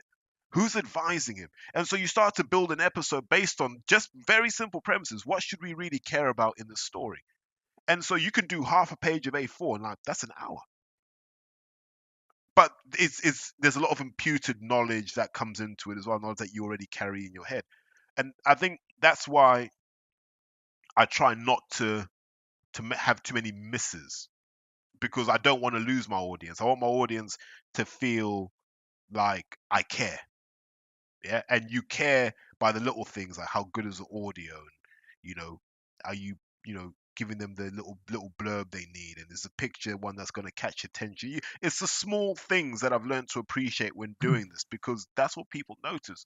And it's one of the reasons I've never gone on YouTube, because I think about where people listen to me. I'm like, it's their commute, it's when they're running, they're walking the dog. These are like intimate moments where you're it's just you and your own thoughts and just like, okay, and so that's a bond you don't want to violate. Like if I was just on YouTube, then kids in Japan could be watching me translating, and that's cool. It's great for reach and stuff, but am I ever going to bump into them and have a beer? I don't know. So those things are important. Like I don't want to lose my audience, and I don't want my audience to feel that I don't care. So I'd sooner not do an episode than do a bad one. And also, I think a lot of your content, you as a listener, and you can't talk about this, but I can. But as a listener, I often feel like I need to listen at a time when it is just me and my own thought. I don't need any background distractions, because actually what I want to do is absorb what you're talking about. 'Cause if I want to just hear about what happened at the weekend's boxing, I'll listen to the George Groves podcast. That's no disrespect to George Groves podcast, because I quite enjoy it. But if I just want to hear what happened at the weekend, I'll tune into that. If I want to hear something slightly more in depth than that and with analysis and breakdown, then I want yours on. But if I want yours on, it's because I want that time to myself and that sort of ability to actually take it in rather than just let it wash over me. That George Groves thing's interesting, because you'd have thought that George's name would create a standalone brand in terms of pods. So to see that go under the, you already know, to see it go under the banner, to see it go under the Boxing News banner. Is it Boxing News? Is it Boxing News Plus? Is it ID Boxing? I have no idea. But to go under that banner, I looked at that and I went, they kind of been doing numbers. They kind of been doing numbers, because I look at some of the ones they do on YouTube, and normally you'd want more numbers on YouTube. I look at the numbers they do and I'm like, they can't compete with me. And that's George Groves and the other guy. Now, who is that other guy? Like Declan Taylor. But what's his like? No, Is I he just don't know. He just appeared. Like, who is this guy? But listen, but I see people go on there, right? And I'm like, okay, you all want to go in here? Well, because it's George Groves. You don't care about actually like really penetrating new markets and triggering new conversations about yourself. Okay, cool. Let's act like I don't exist. That's what makes me driven and determined, Martin, actually, is I want to be big. I want to be bigger than them. I want to be bigger than some of these boxers. Like I genuinely do. And like this, what is a rare moment of megalomania that I really get, where I'm like, I don't want to, because I shouldn't have to. Like, who the fuck am I begging? I'm not begging no one to jump on here. We're doing numbers without people. Because someone asked me a question. They said, "Who would you get on if you could?" I said, "Not many people. Spider Richards, yeah, but because Craig and I go back a long, long way, like." There's a great episode potentially between like JP, Spider, and a couple of other guys where we talk about the old days. Like, there's some funny stories. But I watch people who they're like, "Yo, T man, I'm gonna do your pod soon." No. Then I see them on that George Groves one, and I'm like, "Oh my god, I didn't learn anything from this, man. This isn't great." You know what I mean? And that's no shots to George. I like George. I've got a really high opinion of George Groves. I love the fact that he's back at Dale Youth helping out, being a good role model. I love all of that stuff. But this podcast thing, man, like I said, I'm the Gareth Barry of this. Like, you know what I mean? Like, I've seen a lot of go. I've seen Coogan try it. Whatever happened to that fight within stuff? Done. It's a wrap. Yeah, I mean, I never quite understood that, in that you've literally got IFL sat there as a platform. Why have you now got a standalone fight within when you were already doing 1 hour sit downs every week with Eddie Hearn talking about some fighters and then sort of top and tailing it with some inspirational stuff about life? Why do I then need the 45 minutes bit about the same information that came out in an audiobook, the same information that came, and then do I need to hear about Chantel Cameron's upbringing? No, I don't. I never will. We summarized Chantel Cameron's whole life very simply in the New Age. We said that's the kind of girl that's just outside the shops and she'll fight anyone. That's Chantel Cameron. There you go. Yeah. And so I picked Chantel sort of at random there because it's the one that sprung to mind, but you could apply that same conversation to any boxer that had been on there. But I need to rewind this right back to when I'd asked about 2 celebrity or boxing endorsements that you'd had. And the other one was Joe Gallagher. Like, I don't know how randomly it was or not, just sort of appeared on a boxing interview one day. And he was like, "I don't listen to any of that boxing stuff. None of it's of any interest to me, apart from the Beyond Boxing podcast. I listen to that." I love Joe.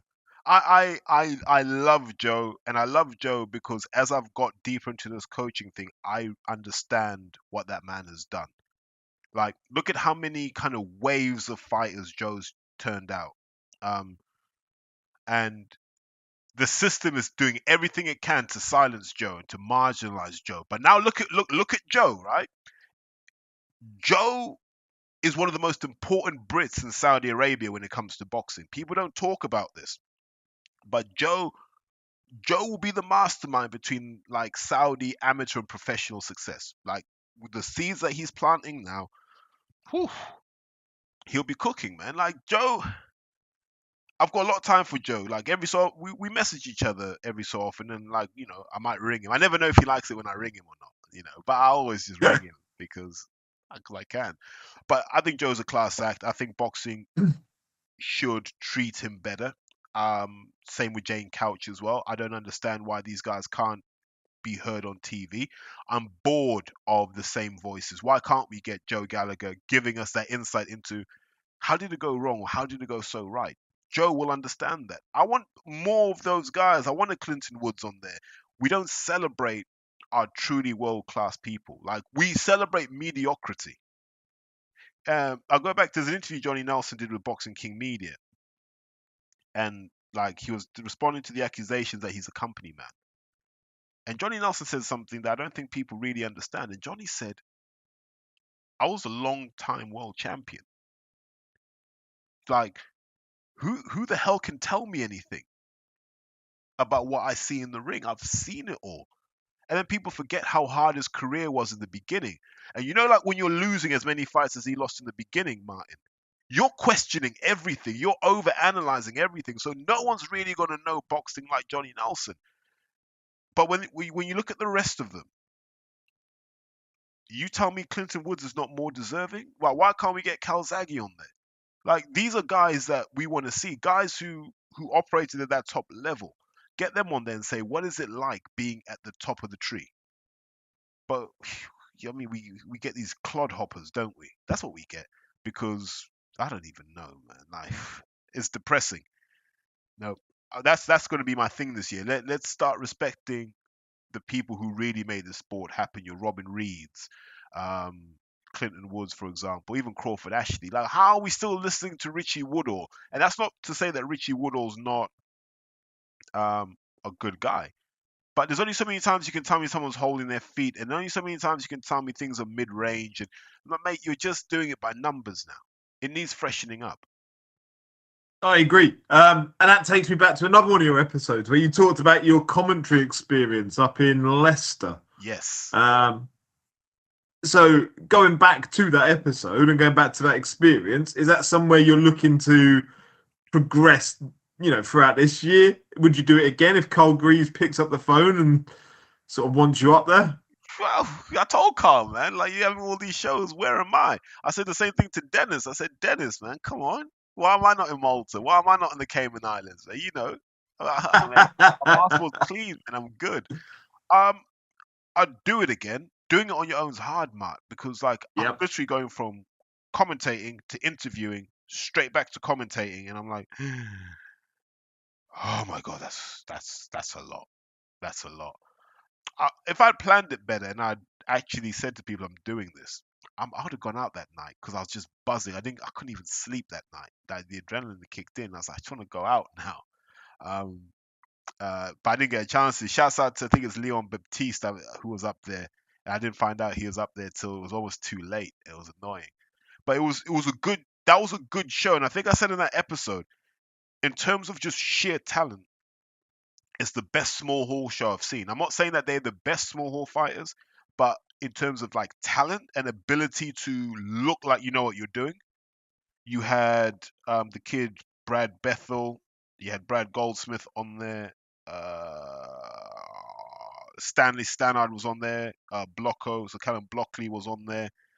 The Traveller girl was on there as well. I forget her name, but there were a lot of really talented kids. Was that the same night that Ryan Amos fought as well? I think it was, actually.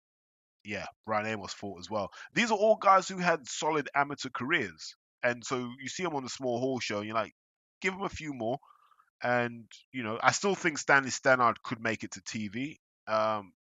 Brad Bethel seems to have disappeared for a bit, but like the jewel in that crown seemed to be Brad Goldsmith. I'll be intrigued to see what he can do at middleweight when he finally gets put on TV. But he looks like he's class. One of the few fighters that Dom Ingle's actually training at the moment. So yeah, we'll see. But yeah, it was a good experience, man. I enjoyed it. Did enjoy getting up there, like getting the train. Where did I? Fuck. I think I had to change trains twice, so it wasn't great doing that. But apart from that, it was all good. And what's left for you to achieve? You've done 200, right? Yeah. As of now, officially. Are you doing 200 more?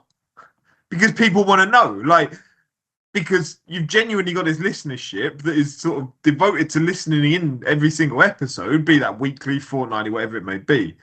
And is that that angle that you're taking with it, is it staying the same? Are you looking to bring more people in? I know sort of you enjoy, I think, when you've got that good relationship with somebody to do it. Yeah. What can people expect? 200 to 300, 300 to 400, or has it died by that point? That's how. Listen, let me hit the cliche button real quick. I'm gonna take each episode as it comes. Is what it is. I'll let my manager sort it out. Yeah, listen, just one episode at a time. Okay? No, so when I think about these couple of hundred, it's been kind of me interspersed with a few interesting people, and if I can find a list of people, I believe I can get some interesting moments, because I really just want moments, right? I want moments where people go, I remember the episode where you said this, or when they said this. And I'm like, okay, cool. That's when I know I've done my job. So how do you go about doing that? What's that cast of characters? I've got to be more active in pursuing that and making it happen. So one of the things I do have to do is, and it's annoying as fuck, by the way. I've got to purchase a new set of kit, so I've got to be able to record in like just show up at someone's place and go, right, let's record. I don't want to be lugging around a big fucking, what is it, like a 7-track recorder and condenser microphones, mate. Like, do you know what I mean? Look, mate, I don't want shit like this. I can't be lugging shit like this around. Yep. It's a big overhead. So when I can find a solution that works like that, then let's start just getting some interesting voices. I just want interesting voices, interesting stories, because I want to be inspired. I want to be excited. I want to be made to think too. You know? But I hope you don't lose. I hope that's interspersed into the ones that are you, because as I say, I genuinely find it incredible that you've managed to fill, if we call it 45 minutes per episode on average. I know you started off with like, we're going to keep these half hour. You threw that away early doors. Like some are an hour, some might be longer, but let's call it 45 minutes on average across 200. Like, again, I'll go back to, I don't think people will really appreciate how difficult that is. And it's an art form in and of itself. But people enjoy those. So, like, as much as it's great to hear the other voices, I hope there's still a core product that is just Terry Chapandama analysing the sport and the fucking car crash that it is 90% of the time. I think there will always be episodes where something will happen and it has to just be me. Right? Like, let's say, and I'm not wishing this on him, let's say Joshua failed the drugs test. There's no jumping on the phone with anyone. That's you got to spin up the microphones. You got to just go. Like, you got to that's when you got to feast. You got to feast. You got to get your product out there quick. That's something that people don't appreciate. There are certain times when you'll get that product out there first. Yeah, and then when you do that, you own the conversation. Our Conor Benn thing. I was like, oh, you just failed the test. Go get something out now. You know, and I've made a healthy living of that Conor Benn thing, but you have to. So I think there'll always be something where I just want to talk sometimes, you know, it's just surrounded by my own thoughts. But where I think there's an interesting conversation to be had, I want to be able to have that too. And I think that's probably something I slipped off, I think, if I look at the last 100 episodes, because people let me down. And this is a bit that no one really gets to see. You put a lot into the sport. Your brain, your hands, your elbows, your shoulders. You put a lot in to help people, right? And when they call you, you pick up. You don't wait 2 days. You pick up. What's going on? You good? What's happened? What's the problem? So if I say, yo, let's jump on doing an episode next week. I'm not even saying tomorrow. Let's do an episode next week. I know you ain't got to fight for a while. What the hell's more important than that? Bear in mind what we've talked about earlier with boxers. What is more important than that? Nothing. Nothing. And so when people kind of don't understand that, it makes you question why you do it, right? You're like, what am I doing it for? And that's when I had to fall back in love with myself and go, I do it because I want to fucking do it. Fuck them. That's how I feel a lot of times. Like, I want to do it. I want to do it, and I want to do it for everyone that listens. And if it means that I never have another guest again, I have no fear of that. Because, you know, you do. You get a bit nervous when you see these other pods with their guests, and you're like, what's that doing for them? And then when I saw it wasn't working for George Groves' thing, I said, nah, listen. That's when I said, let me be the figurehead. Forget it. If you don't want to jump on my thing, that's okay. That's okay. Let's see what numbers you do. When the belts are gone, and you're now texting because the belts are gone, you're texting now because those people that were around you promising you stuff, giving you tickets to this game and that game and this event, now they've gone on to whoever's got the belts now. Now you want to start talking about, mate, we should do an episode. No. It's not how this game works, man. I remember who stood by me when I needed people to stand by me. And this was true not just in a podcast sense, it's true in life, man. The number of people I've had to cut off in the last year because they didn't stand true. And that's one of the things when you say what's coming next is that higher standard of like ethics. Look, I look at that kind of 2016 group, like the lads who really kind of crossed over and turned over 2016. We should have all stuck together. We'd have been a force. That group would have just been incredible. But everyone allowed these side conversations to happen. You've got people who call themselves the not. Let me stop.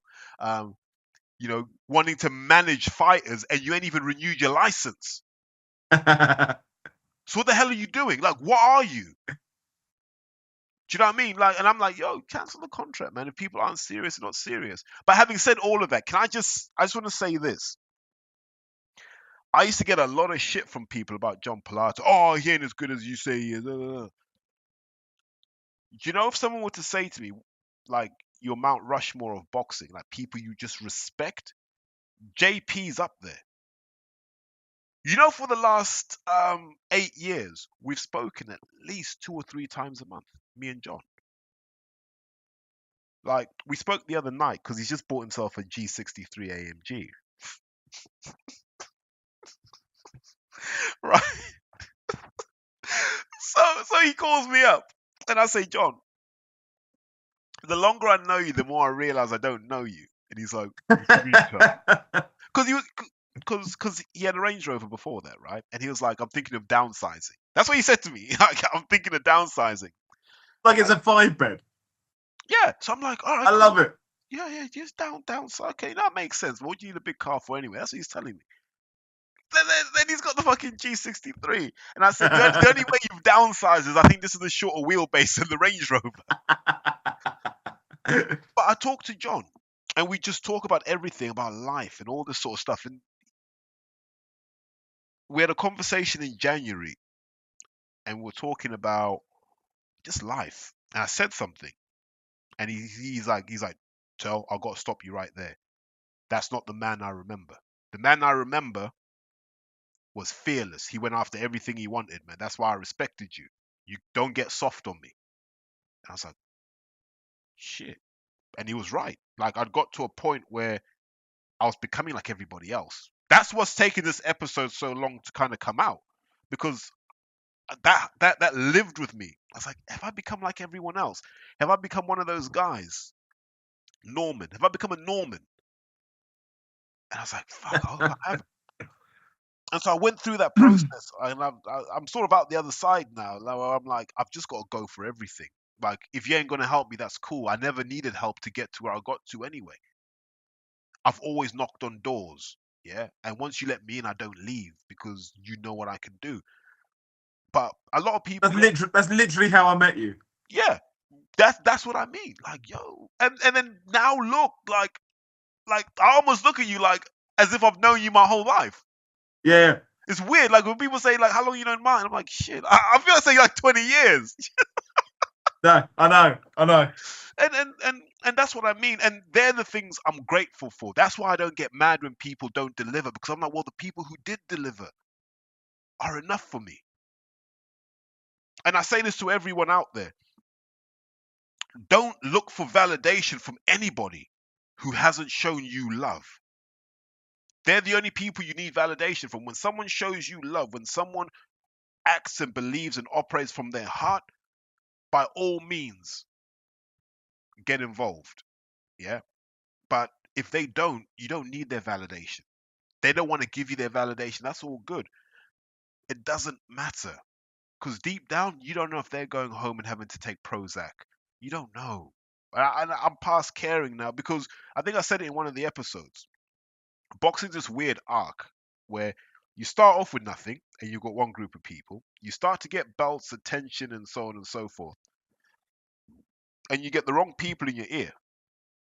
You get a lot of people in your ear talking, and they know best and they can do this for you. And I imagine that's what happened to Ben Whittaker, where people were promising him stuff and didn't deliver, because you don't hear him shouting out 258 anymore, right? Yep.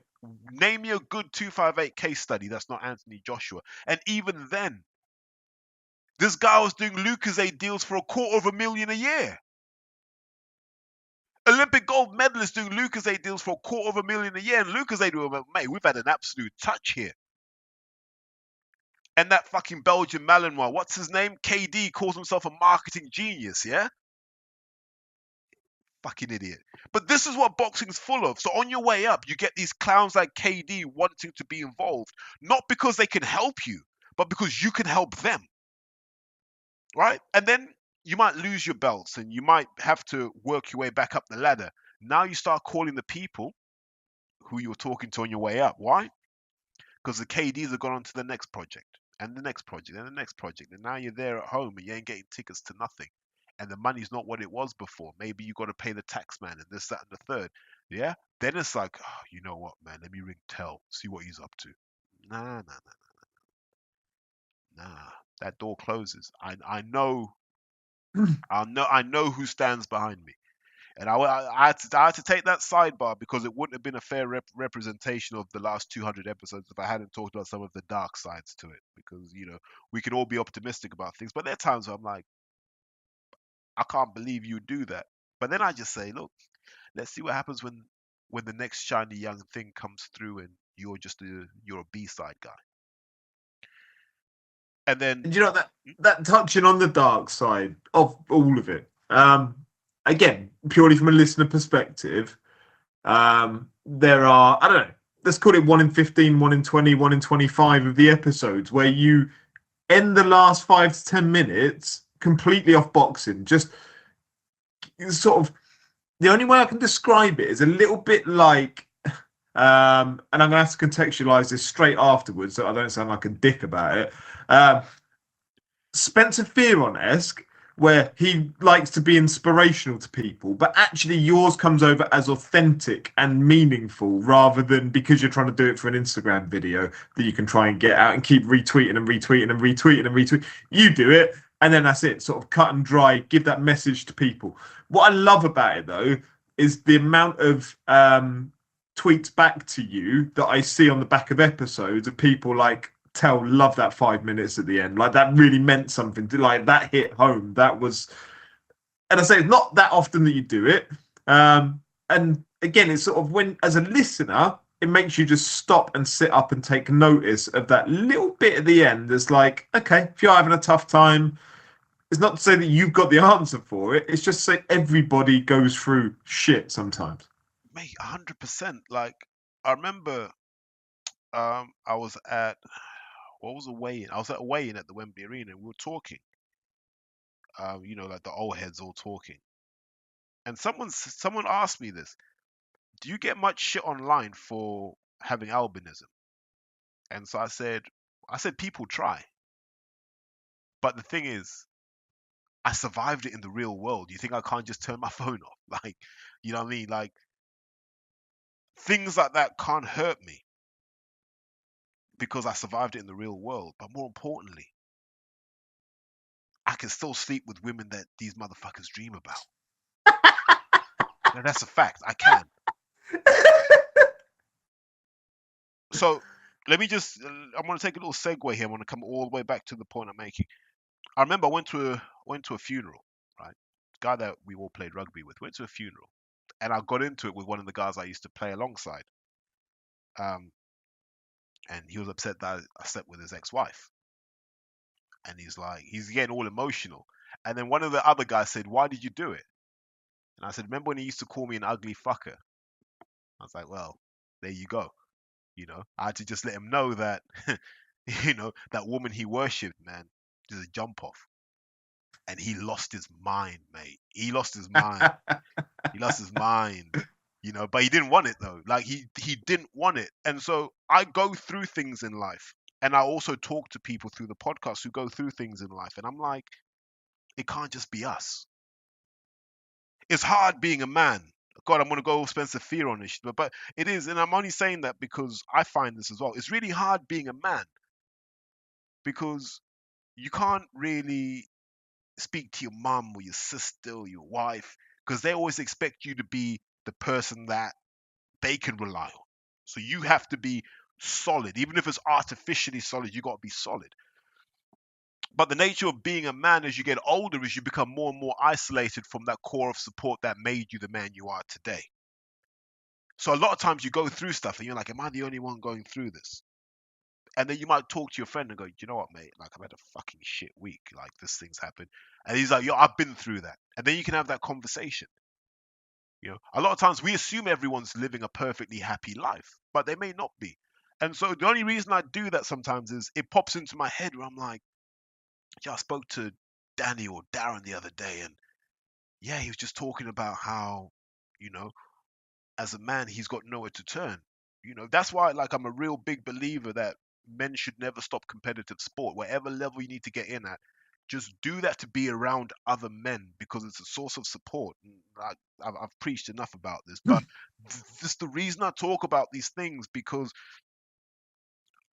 we've got to share the knowledge and experience we get, because that's how the collective gets stronger. And I'm really big on community. I'd like to feel that if two people met and they listened to the pod, they'd get along. That's kind of my benchmark. Yeah. Oh man, it's as I say, sort of there are moments I've listened to it and thought, yeah, do you know what? Like, it may be whatever you're talking about isn't what I've been through that day or that week or that month, but there's something that relates and resonates in some way, and it's always sort of like just a little reminder that blokes, because I don't know the demographic of your listenership. I would take an educated punt based upon boxing fans. 90% of it's probably blokes. Yeah.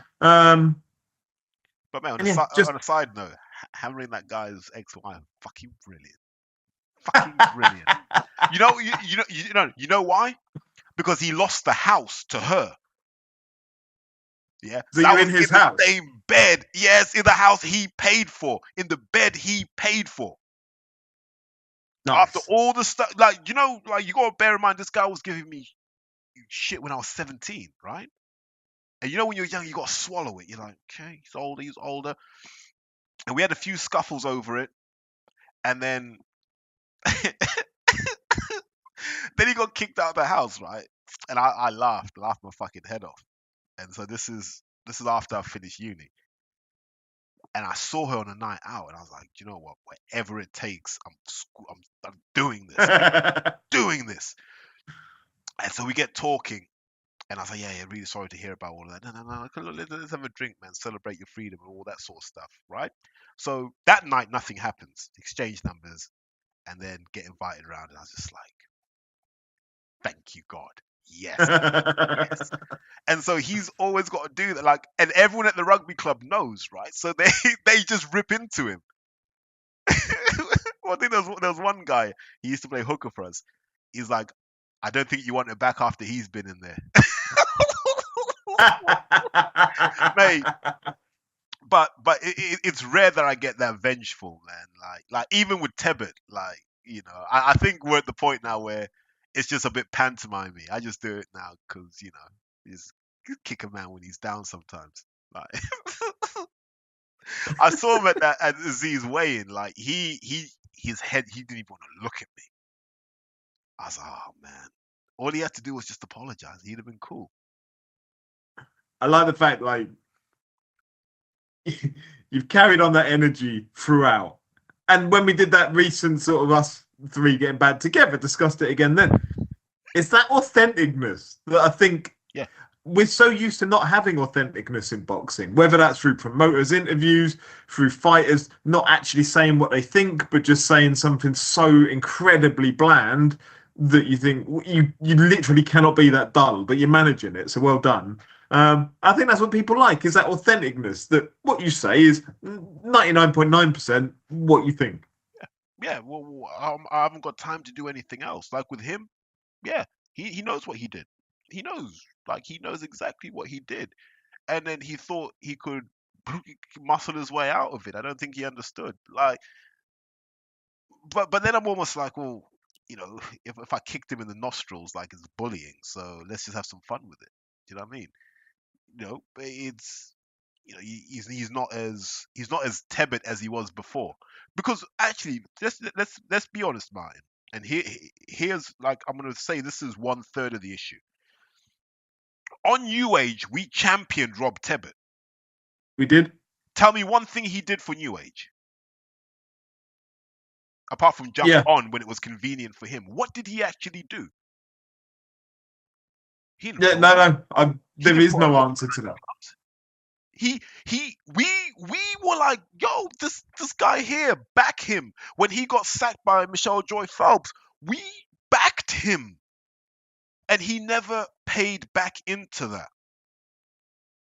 Right? So I always had that issue with him. Where like what you're telling me, you're gonna run around with a camera, we do a live show. You ain't gonna just set the fucking cameras here. Put it on a damn tripod and you can sit back down. Like, Jesus Christ. Do you see what I mean? Just that. You didn't put back in. Ignore me for a second, Tebbit. Martin's your mate. You all go to Spurs games together. Well, you ain't done nothing for him. Wait, he's a Chelsea fan. I'm sure you guys went to a Spurs game together. Nah, I've never been to a Spurs game with Tebbit. Sure? Who did he go with then? Nah. So as far as I know, he's a Chelsea fan. I might be wrong about that. I don't know him that well. But... You'll see him in the Tottenham shirt. Yeah. All back. For me, I'm a big believer in giving back. Like, you really think I don't have anything more entertaining to do, and anything if I wanted to be selfish than to go to a gym 2 or 3 times a week and coach kids? I could go out on the piss and have a great time, womanize, whatever. But there comes a point in your life you got to give back to something that gave to you. You just have to. So when people say, you're just bitter because Tebbit's successful, how are you defining success? How are you defining success? The guy's still having to pay for views, man. I watched their coverage of the Aziz weigh-in, Aziz Boutsi weigh-in. I was like, how have they both got 402 views? No, it's 406, sorry. How have they both got 406 views when they're the main protagonists? And then all these other kind of side conversations have got 5,000 views. I'm like, huh? These can't be boxing fans. Do you see what I mean? Like, I'm in tune with what boxing fans will watch, and the numbers don't make sense. I'm like, did you really find those rich kids and say, come and get involved in boxing just to buy like Thai fucking or Taiwanese bot farms? Really? Well, you know, hey, there's a lane for everyone in boxing. So, hey, Rob, do your thing, but just know we know what you didn't do. That's all. How's your and it's been rocky, I believe, your relationship with Coogan? Like you've mentioned him various times throughout the episodes down the years. I've got my own views on Coogan. I want him to threaten to cave my face in. I genuinely do. Like, because you know what he's like. He has a couple of Jack Daniels or a couple of Courvoisiers. I don't know what his drink of choice is now, right? And he gets brave. Do you know what I mean? He just gets brave. Like, sometimes he'll just tweet, like, it's not even related. Like, I might tweet someone something, and he'll just jump in on it. Like, I'm going to get him today. And so I'm like, okay. Where's this going? In my head, I'm like, where's this going? And so I might needle him back just to see if he's really built for it. And I'm going, nah, that's just for social media. Then I'm like, okay, let's have some fun.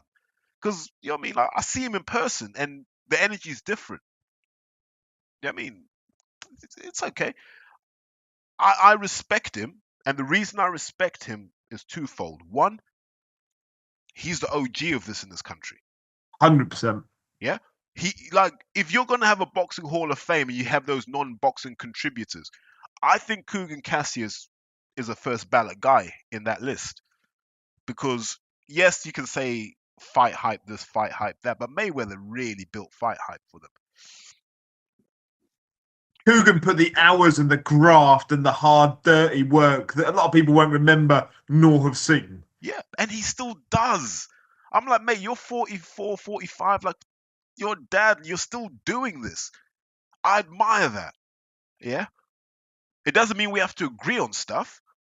His thing with, and I get it. Imagine you're Coogan. You're getting the shit that I get times 100, right? So Coogan's probably looking at me like, are you part of that group, or are you part of the sensible group? And I'm like, just keep listening to the pod, man. Like, I'm I'm fair and I'm balanced. Yeah, I don't make things personal unless they are personal. Do you know what I mean? So I don't know if we'll ever have a beer. I don't know. I'm not against it. I can sit with anyone. I could have a beer. Hearn could text me and say, mate, do you want to grab a beer? Why not? I don't have anything personal against these guys. My role is to speak on the sport of boxing and those involved in it. What Hearn does as a man is not my concern. What Coogan does as a man is not my concern. I can sit down and have a drink with these guys. That's the nature of boxing, man. The core tenet of boxing is if there's a deal to be done, it should always be done regardless of ego. I've got two things left that I want to talk about, Sure. Terry, and I realise it's your show, so me dictating what I want to talk about means fuck all. Nah. This is the fans wanted this, man. They're like, yeah, get him. Nah, it's not even to hold you to account or anything. I'm not here to fucking hold you over anything because I agree with 99.9% of what you ever say. But one thing that's intrigued me about it, and we used to get the same question when we recorded together. Have you ever looked to monetize it in some way and ever looked to either through sponsors or Patreon or whatever it may be? And I've started to see the logo in the bottom corner now of the podcast. Little grift, you know. Yeah. But have you ever looked to sort of monetize it further? I'd never charge for this. And the reason I wouldn't charge for this is like it's been pretty good and free. Like, what the hell are we gonna do to make it worth paying for? Do you know what I mean? I'm just being honest. Like, there's, you know, like if you're let's say you make the Champions League final free to attend. Like, very hard to make other games. You know, you go pay for other games. Like, well, no, I get that thing for free. Nah, these games ain't the same level. And the only way to do that, which again we go back to the New Age days, was people used to ask us the same sort of thing, is to create more of it. And to create more of it is to dedicate more of your time. Yeah. And when you're doing it as a one-man band, I've said it half a dozen times so far, you doing it alone is a lot of hard work in the background of preparation, planning, recording, editing, then getting it out. To do that twice as much per week, you'd need to sort of significantly see something coming back for that. Exactly. Like, I look at Porky now, right? And now that he's charging, the level of accountability that he's being held to, I'm like, mate, I'd have sacked it off by now. I would have sacked it off, but I admire him. He perseveres because he believes in what he's doing. For me, and I think this is probably what I will do more of going forward. Let me lean on my audience. Like, I don't necessarily need money, but I might need access in a non-boxing context, or I might need contacts or an intro. Do you know what I mean? Use your audience. Like, that's the trade-off for me. Like, yo, you get the thing for free, but if you know your boss is struggling with AI and he needs someone to come in and provide some consultancy, yo, hook me up. Do you know what I mean? That sort of thing, that sort of barter for me makes sense because it enriches the whole. Because then if I know what people do, I can link people together. I'm like, hold on, you need to buy this. I know a guy who's selling it. You guys talk to each other. That's when it becomes great. And that's when 1 + 1 = 3. Now, how to do that is the $1 million question. I think there's a way to do it, but it's about doing that, but it will happen incrementally and slowly. And that's the payoff for me, as opposed to the money, because boxing is not that kind of sport. Like, I listen to football pods like John Obi Mikel's one, which is really good, actually. There's another one called Under the Kosh, which is not quite celebrity type footballers, but footballers with interesting stories. So today I was listening to the story about Andy Todd breaking Phil Brown's jaw. I was like, oh, Jesus, I didn't know anything about this. So those guys can charge because if their numbers are believable, they're doing 250,000 spins. In fact, they don't even need sponsors at that point because it's sustainable. I don't know anyone in boxing that can do those numbers consistently off one video, because then it becomes viable and sustainable. Boxing, you're going to top out at about 10k, and if you've got a CPM of about £3, £3.50, you're making 30 to 35 quid a video. It's nice, but to do that, you're sat in a studio. That's probably costing you more money anyway. That's why when I see some of these boxing shows and they're in a studio, I'm like, how is that viable? Do you know what I mean? Like, how is it viable? It's not. That's why you see the Weasels renting out their little podcast studio, right? Like, thanks but no thanks. Like, me, my equipment's here. I've done close to 300 episodes. The equipment cost me about 900 quid. That's £3 an episode. It's not bad. That's not a bad ROI. And if we get to 500 episodes, it's £2. So I'm not. Do you know what I mean? I'm not overly concerned about the commercials on that side. What I am concerned about is, if I can use this to enhance my address book, 100% makes sense. Do you know what I mean? But if you're out there trying to be a Tebbit and be like, well, I ain't gonna help him, I'm gonna listen to the pod but not help him, that's not the spirit. That's not the audience we're trying to attract. And so the message on the back of that is that, to turn it around, if you're listening, and not just to this one, but any point in the future, and there's something that you think would either benefit Terry on the podcast or benefit Terry in the AI world, or life, you do everything. Sort of actively bring it rather than passively wait to be asked to bring it, because people aren't great at asking for sort of that introduction, that help, that assistance. And also, they may not know that you can do it. They may not know that you've got those contacts and links. If you've got them, bring them to the table, and it helps everybody eat, to use Terry's phraseology. 100%. But the thing is, Matt, and I'm not asking people to do stuff that I don't do. Do you see what I mean? Yeah. Like, and I know you do. Yeah. Like, randomly, there was a request, right? Someone just said to me, mate, we need 5 boxers to do an Under Armour shoot with Anthony Joshua. I'm like, all right, cool. And I pass the work off to Carol that runs Wandsworth. I'm like, listen, if you can get 5 people to do this Under Armour thing, bang, you guys have got it. Now, I could have said, yo, cut me in on whatever they're paying you. No, it's not that. It's share, man. Help everyone grow, and hopefully, like, you grow with it. So that's what it's really about. Like, I'm always going to be a guy that will try and help where I can, because, like, me sat on knowledge and opportunity that I can't maximize, it's a height of stupidity. Right, I've got one more thing before you sort of wrap up your own podcast. I've made a little quiz, right? Okay. I've gone back through all 200 episodes, because I'm about due diligence. Yeah, fucking hell. And I've taken the titles of all 200. Oh, Jesus. In points, I've had to interpret them for the sake of doing this. Now, we're going to play a game of higher or lower. And I'm going to give number you 2. They were? No. 2 words or names. And you've got to tell me if the second one is higher or lower, how many episodes you've dedicated to that subject or name. Okay, shit. Okay. So, I'm going to start you off, a nice easy one, right? And I'm not going to go through all of them because there are 200. But the zone, you've got 4. 4 about the zone. That's not bad. Amir Khan, higher or lower? Lower.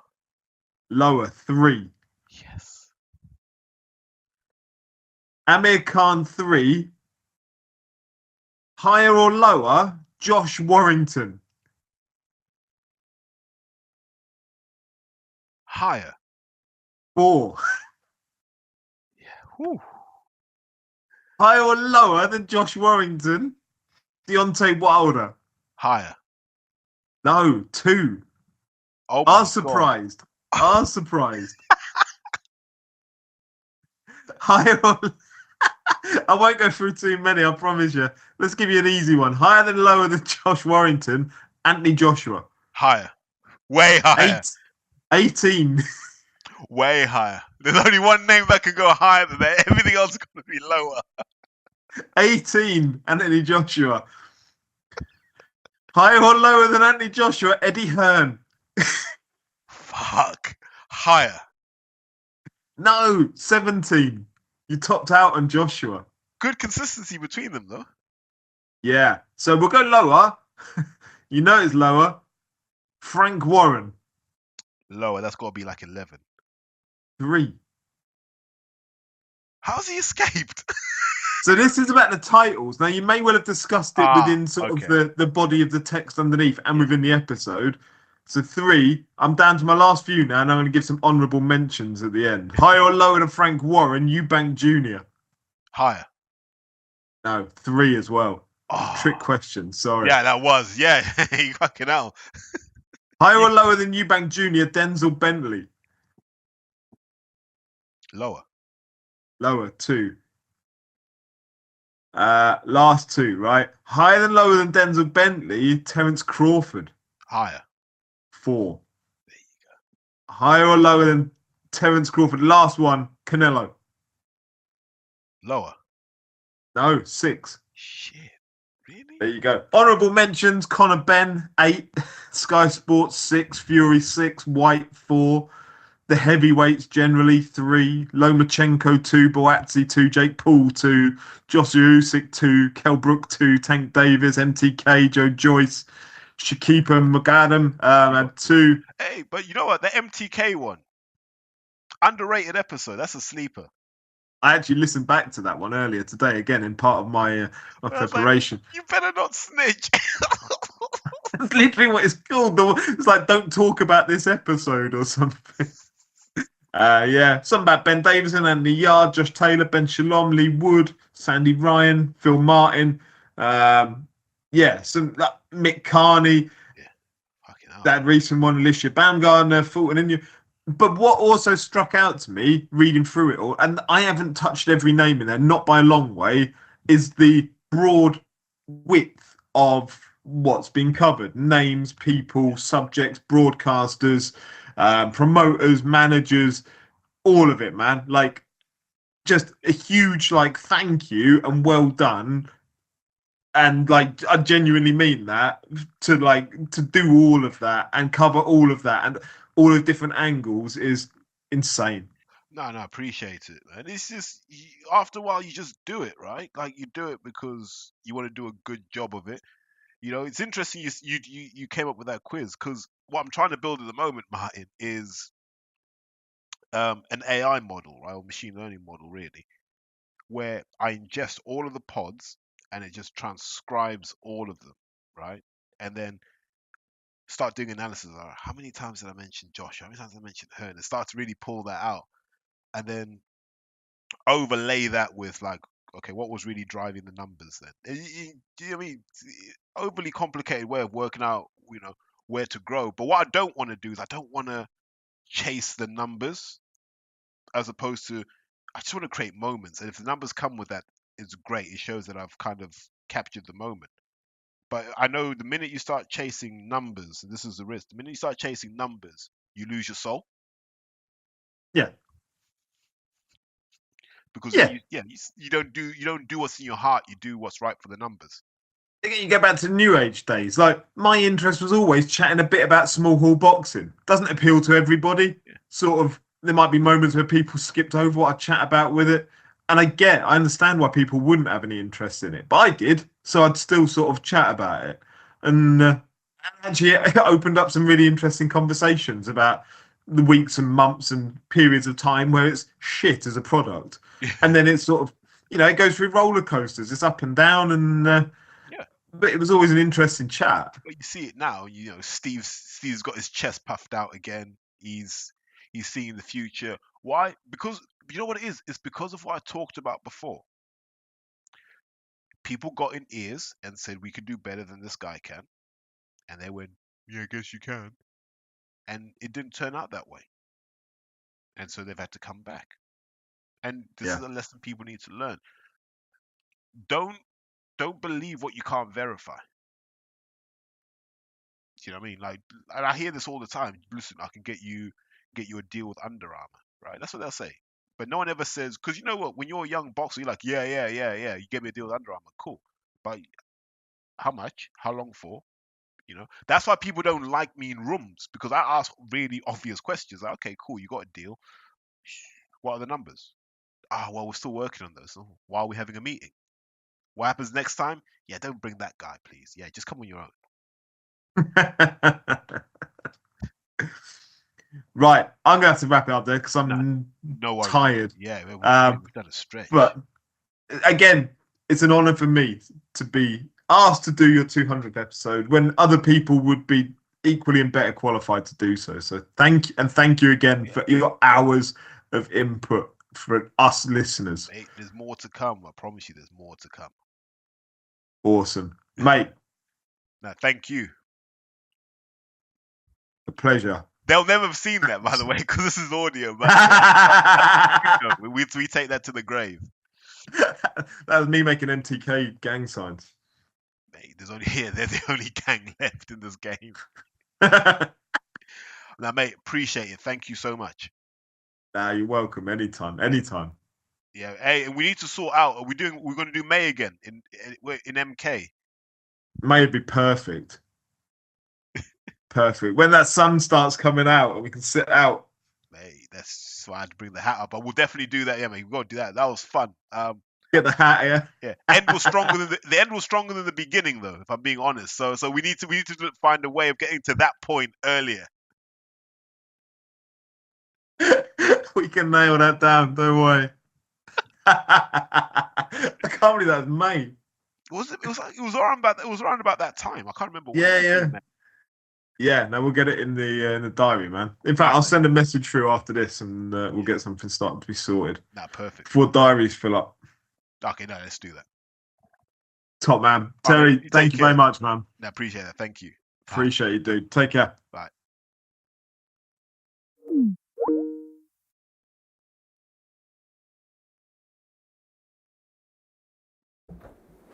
So it's worth noting that it's about 1:20 at night as I edit this and wrap this up. That's dedication for you. But I didn't think we'd go more than 2 hours. We went more than 2 hours. I think some of you have probably listened to this in chunks, and that's all well and good. And as I said, the support's always appreciated. Still trying to find my voice and trying to find my levels again. So bear with me if the audio is not quite where it was. We're going to get there. But for me, I think the key thing to say heading beyond 200 into 201 and beyond is let's really focus on building a community. And one of the things I want to say is if we can help each other in any way, we should help each other, because I really want to make sure that 1 + 1 = 3 when it comes to what we do. Because it's easy to just do a podcast and, you know, throw it on YouTube and maybe monetize it, but that's not a legacy. A legacy is people you bring together, people who help each other. And as long as there's sort of value in that, then we've won. But personally, glad to get it done. I'm glad that, you know, that was the episode that came out, and we will see what the subsequent 100 episodes bring. But keep supporting, you know, stick together, and the most important thing is, guys, you know, let's all just try and be good people. And on that note, I'll say take care. Porky's Corner is proud to be sponsored by Spartan Site Solutions. They are specialists in civil engineering and demolition contracts for the construction industry. Interested parties should visit their website or contact Porky's Corner for a referral at porkycorner@mail.com.